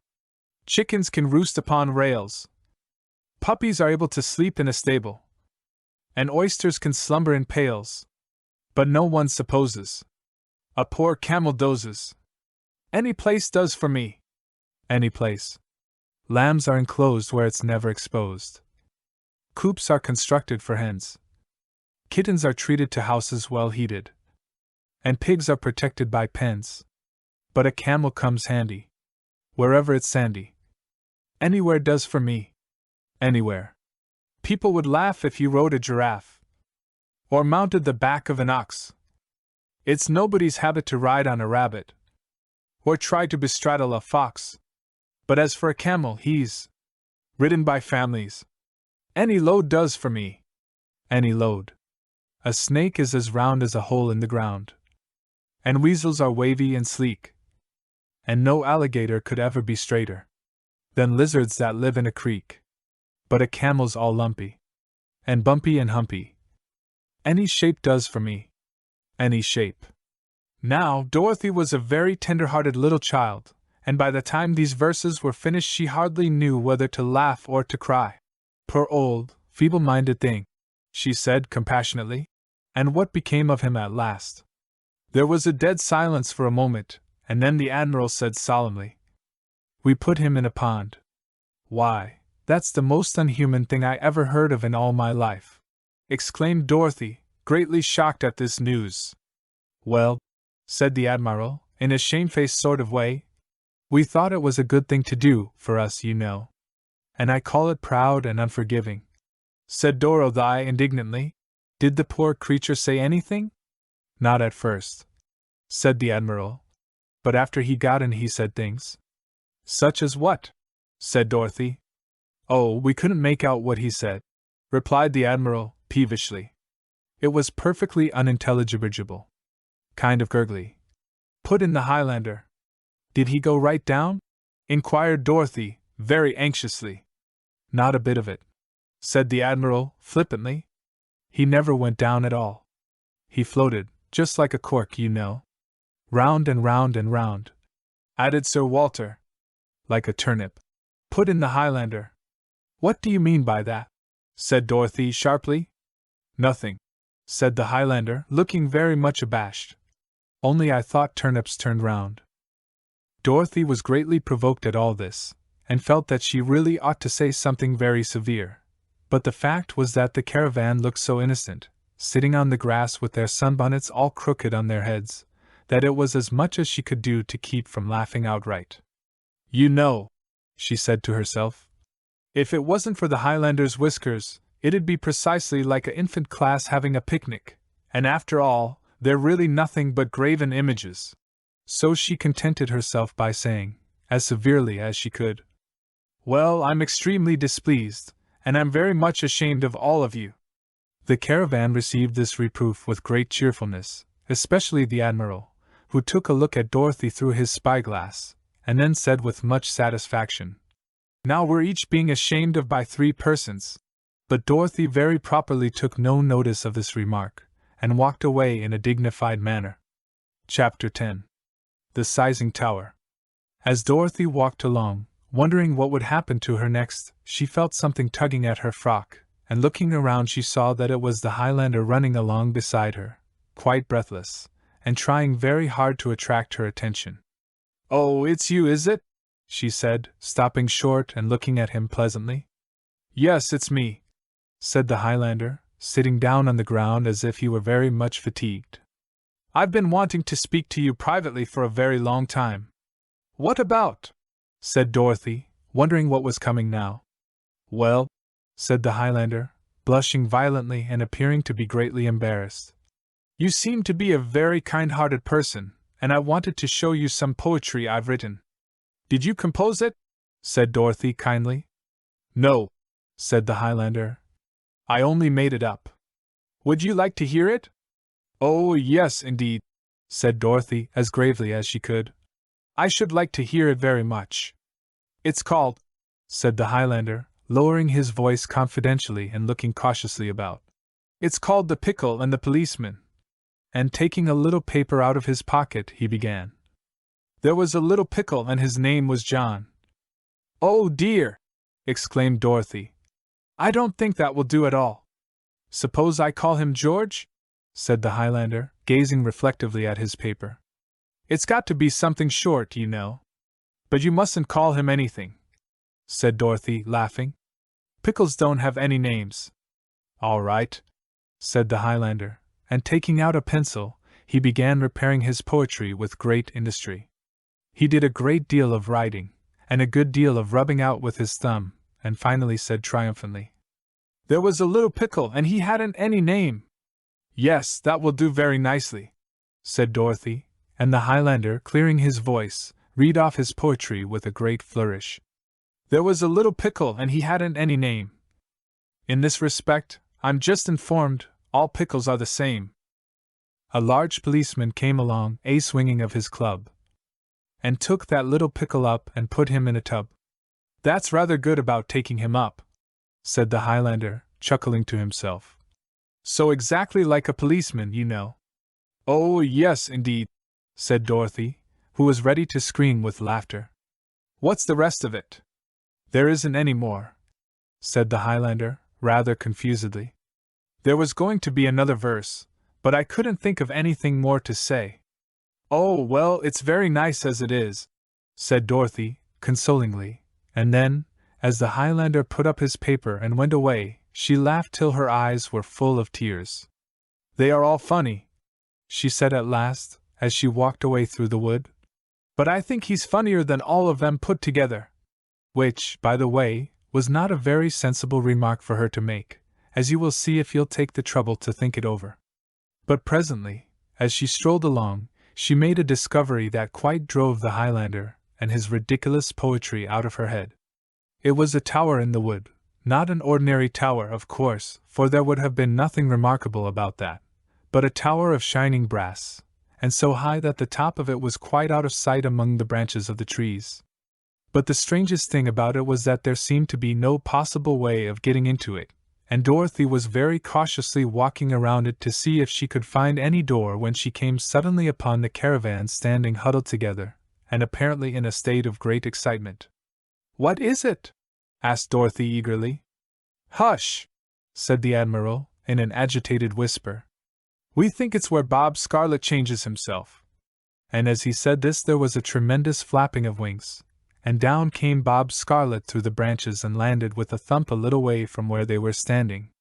He was as big as a goose again, and his appearance was so extremely formidable that the Caravan, as one man, threw themselves flat on their faces in a perfect frenzy of terror, and Dorothy herself hid in the grass, with her heart beating like a little 8-day clock.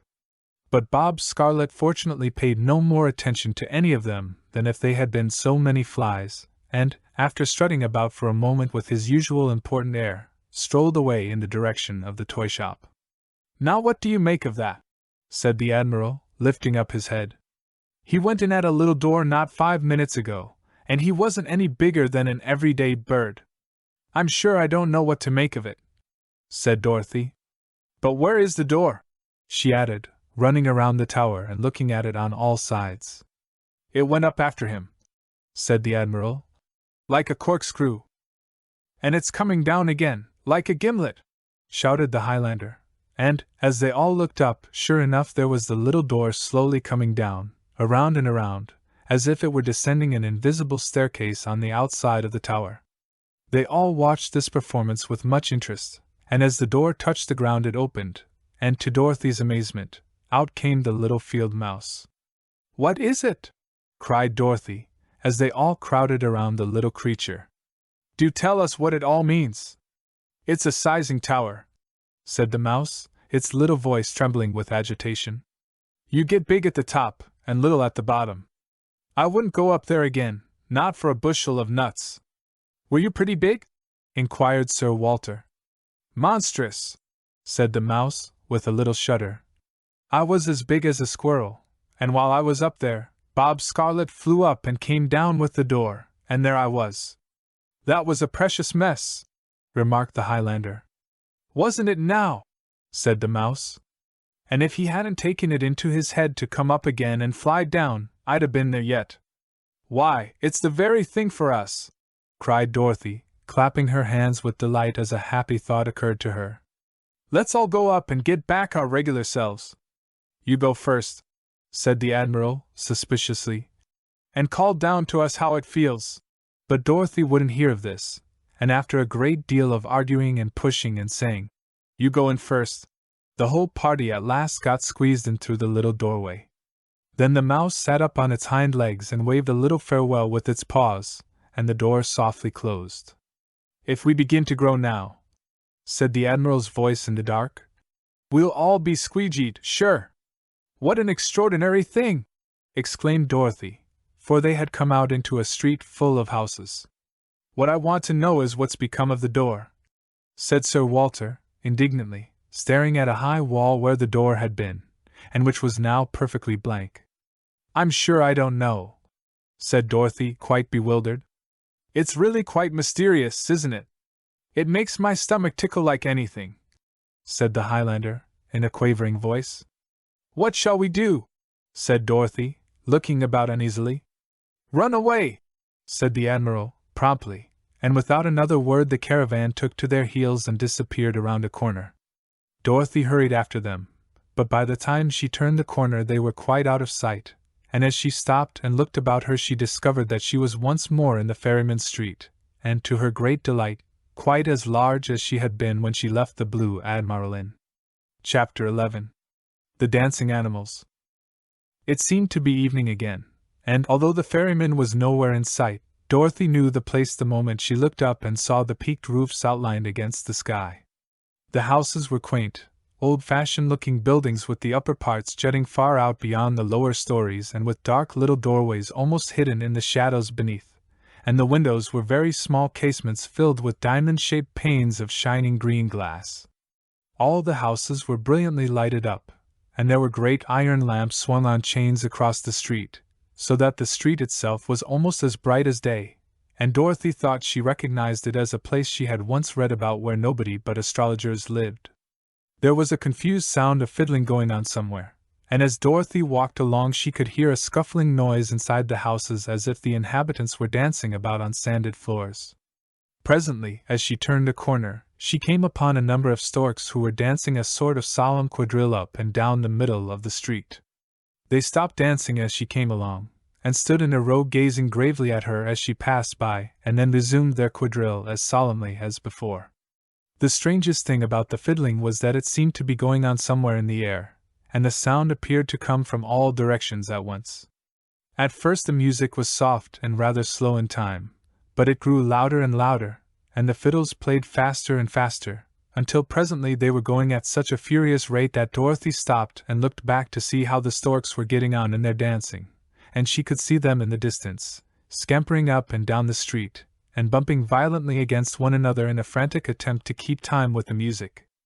At any other time she would have been vastly amused at this spectacle, but just then she was feeling a little afraid that some of the astrologers might come out to see what was going on, and she was therefore quite relieved when the storks presently gave up all hope of finishing their quadrille, and rising in the air with a tremendous flapping of wings, flew away over the tops of the houses and disappeared.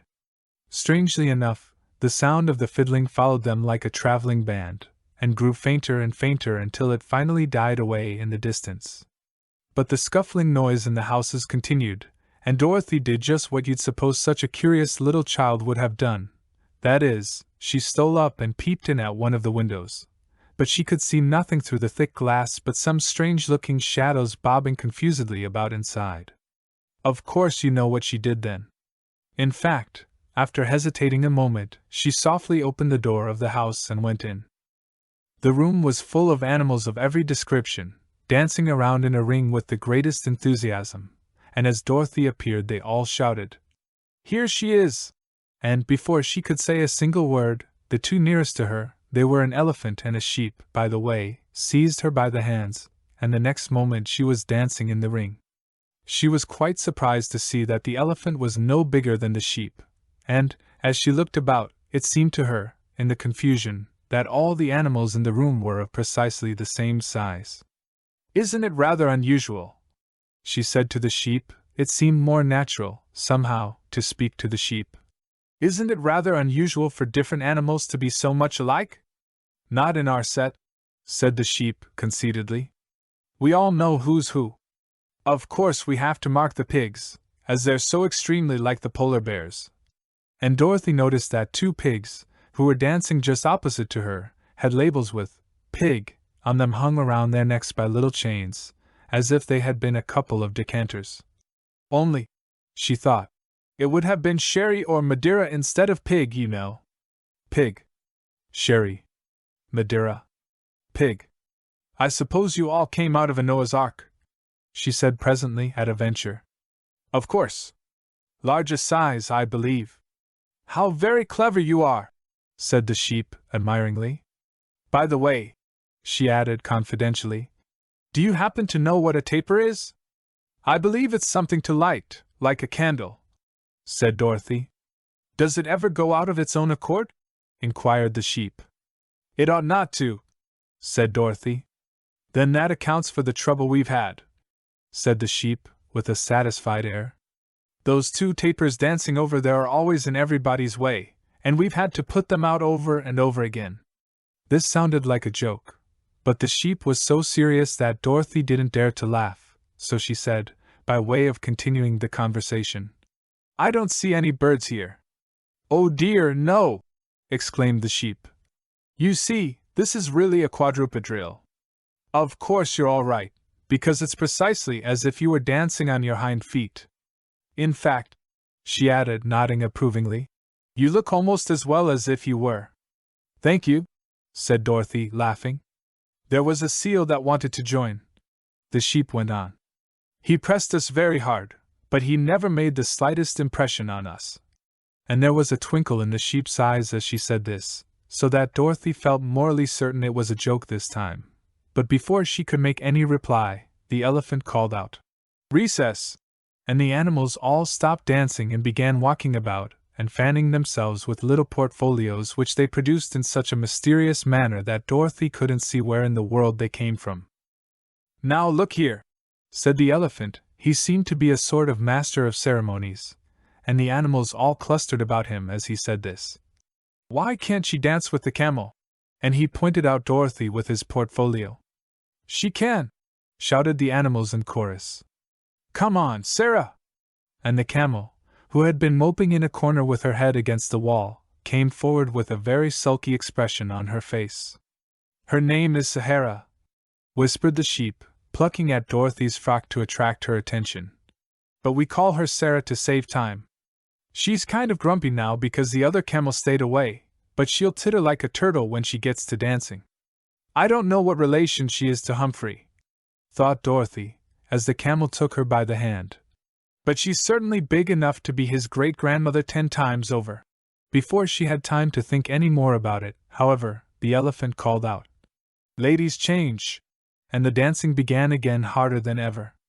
It was a very peculiar dance this time, and, as near as Dorothy could make it out, consisted principally in the animals passing her along from one to another as if they were each anxious to get rid of her, and presently she discovered that, in some unaccountable manner, she had been passed directly through the fireplace into the next house. But as this house was quite as full of dancing animals as the other, this didn't help matters much except that it got Sarah out of the way. "And that," said poor little Dorothy to herself, "is certainly something."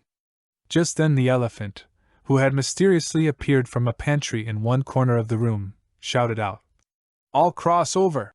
And the animals began to crowd out of the house into the courtyard, and then, pushing in great confusion through a large gateway, rushed across the street and into the house on the other side of the way. Dorothy was quite taken off her feet in the rush, but watching her chance, she hid behind a large churn that was standing conveniently in the middle of the street, and when they had all passed in, she ran away down the street as fast as she could go.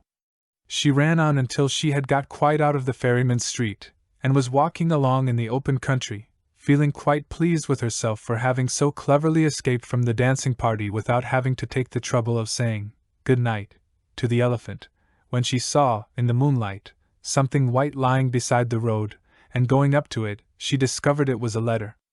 Chapter 12. The Caravan Comes Home. The letter was lying on a flat stone, with several lumps of sugar laid on it like paperweights to keep it from blowing away. It wasn't at all a nice-looking letter. In fact, it looked as if it had been dragged over the ground for a long distance, and Dorothy, after observing all this, was just turning away when she chanced to look at the address and saw that the letter was intended for her. The address was written in a very cramped little hand, and the writing was crowded up into one corner as if it were trying to get over the edge of the envelope. But the words were, "To Dorothy," as plain as possible. To Dorothy. "What a very strange thing," she said to herself, taking up the letter and turning it over several times rather distrustfully. "I don't think it looks very nice, but it may be something important, and I suppose I ought to read it." And saying this, she opened the letter. It was printed in funny little letters something like bird tracks, and this was what was in it. "We are in a bad fix. The fix is a cage. We have been seized in an outburst of ungovernable fury by Bob Scarlet. He says there's been too many robin pies. He goes on, and says he is going to have a girl pie. With gravy. We shrieked out that we wasn't girls. Only disguised and tough as anything. He says with a curdling laugh we'll do. Oh, save us. We wish we was home. There is no mail, and we send this by a noble rat. He is a female. The Caravan." "Now, that's the most ridiculous letter I ever got," said Dorothy, gazing at it in blank astonishment. "And I don't think it's spelled very well either," she added rather doubtfully as she read it again. "But of course I must go and help the poor little creatures. I ought to feel frightened, but I really feel as brave as an ox. I suppose that's because I'm going to help the unfortunate. and putting the letter in her pocket, she started off. "It's perfectly surprising," she said to herself as she ran along. "The mischief they get into! They're really no more fit to be going about alone than so many infants." And she was so pleased with herself for saying this that she began to feel quite large and bold. "But it was very clever of them to think of the rat," she went on. "And of course that accounts for the sugar. No one but a rat would ever have thought of using sugar for paperweights. If I wasn't afraid of a rat, I'd wish it hadn't gone away, though, for I haven't the slightest idea where the caravan is, or which way I ought to go." But it presently appeared that the noble rat had arranged the whole matter for her, for as Dorothy ran along she began to find lumps of sugar set up at intervals like little milestones, so that she shouldn't miss the road. "It's precisely like Hop o' My Thumb and his little crumbs of bread," she said, laughing to herself when she saw these. "Only better because, you see, the birds can't carry them off." The rat, however, seemed to have had a very roundabout idea of a road, for the lumps of sugar were scattered zigzag in every direction, and, at one place, led directly through a knothole in a fence as if nobody could possibly have any trouble in getting through that. But, as the little milestones appeared again on the other side of the fence, Dorothy scrambled over and ran on. Then she found herself climbing over rocks and wading through little puddles of water where the sugar was set up on stones in the most thoughtful way, so that it shouldn't melt, and in another place the lumps were stuck up in a line on the trunk of a large tree, and, after leading the way through a number of branches, suddenly descended on the opposite side of the tree into a little bog, where Dorothy stuck fast for several minutes and got her shoes very much soiled. All this was very provoking, and she was beginning to get a little out of patience, when the lumps of sugar suddenly came to an end at a small stone wall, and looking over it, she spied the caravan in their cage. The cage proved to be an enormous rat trap, and the caravan, with remarkable presence of mind, had put their legs through between the wires at the bottom of it, and were walking briskly along, holding up the cage with their hands. The news of this extraordinary performance had evidently been spread abroad, as the ferryman and a number of serious-looking storks were escorting the caravan with an air of great interest, and occasionally taking to their heels when the Admiral chanced to look at them through the wires with his spyglass. There was a door, to be sure, in the side of the trap, quite big enough for the Admiral, and Sir Walter, and the Highlander to come out of, all in a row if they liked, but they evidently hadn't noticed this. "And I'm not going to tell 'em about it, just yet," said Dorothy to herself, "because they deserve to be punished for their capers. But it's really quite clever of them to put the little legs through in that way," she went on. "And extremely convenient, that is, you know," she added thoughtfully, "so long as they all want to go the same way." And with this wise reflection, she scrambled over the wall and ran after the procession. The Admiral and Sir Walter seemed greatly mortified when Dorothy appeared, and she saw that Sir Walter was making a desperate attempt to pull up his legs into the cage as if he hadn't anything whatever to do with the affair. The Highlander, however, who always seemed to have peculiar ideas of his own, shouted out, "Philippine!" as he caught sight of her, and then laughed uproariously as if this were the finest joke in the world. But Dorothy, very properly, took not the slightest notice of his remark. "How did you ever get into this scrape?" said she, addressing the Admiral as the head of the family.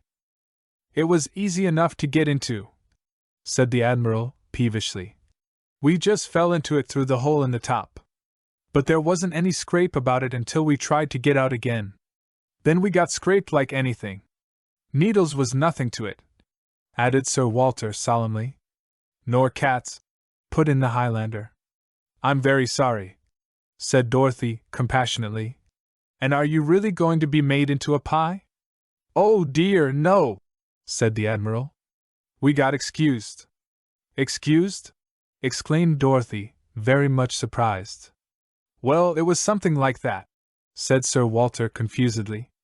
"You see, Bob Scarlet didn't exactly like to come in here after us. Unconquerable aversion to cages," explained the Admiral. "And so he goes off after hooks to pull us out with," continued Sir Walter. "And we invents this way of going about, and comes away," added the Admiral triumphantly. "And where are you going now?" said Dorothy, for by this time they were running so fast that she could hardly keep up with them.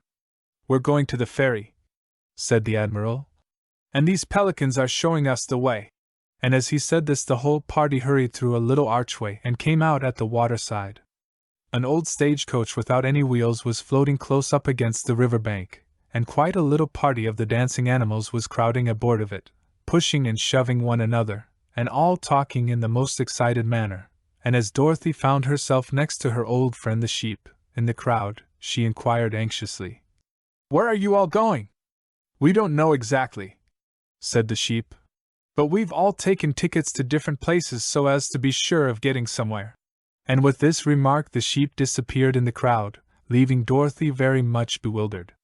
By this time the caravan had, by great exertions, climbed up on top of the coach and were sitting there in the cage, as if it had been a sort of cupola for purposes of observation. And indeed, the Admiral was already quite absorbed in taking in various points of interest with his glass. The storks, meanwhile, had crowded into the coach after the animals, and had their heads out through all the windows as if there were no room for them inside. This gave the coach somewhat the appearance of a large chicken coop with too many chickens in it, and as Dorothy didn't fancy a crowd, she climbed up on the box. As she did so, Sarah, the camel, put her head out of the front window and, laying it in Dorothy's lap, murmured, "Good evening," and went comfortably to sleep. The next moment the fiddles in the air began playing again, and the stagecoach sailed away. Dorothy never knew exactly what happened next, because everything was so confused. She had an idea, however, that they were all singing the fairy song, and that they had just got to a new part, beginning, "It pours into picnics and swishes the dishes," when a terrible commotion began on top of the coach, and she saw that Bob Scarlet had suddenly appeared inside the cage without his waistcoat, and that the caravan were frantically squeezing themselves out between the wires. At the same moment a loud roaring sound arose in the air, and the quadrupeds and the storks began jumping out of the windows in all directions. Then the stagecoach began to rock violently, and she felt that it was about to roll over, and clutched at the neck of the camel to save herself.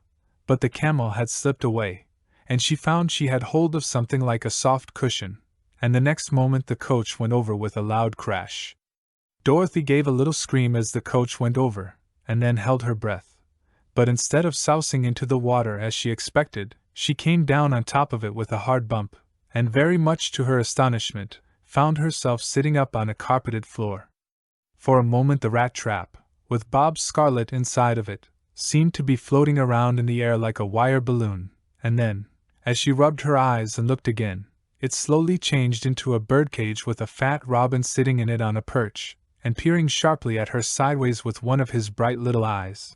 And she found she was sitting on the floor of the little parlor of the Blue Admiral Inn, with her little rocking chair overturned beside her, and the cushion firmly clutched in her hand.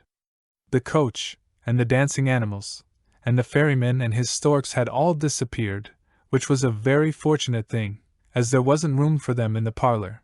And as for the roaring sound in the air, why, Uncle Portico was fast asleep in his big armchair, with his handkerchief spread over his face, and I think it more than likely that he had something to do with the sound. Dorothy stared about for a moment, and then, suddenly remembering the caravan, she jumped up and ran to the window. It was snowing hard, and she saw through the driving snowflakes that the Highlander and Sir Walter Rosettes were standing on their pedestals, complacently watching the people hurrying by with their Christmas parcels.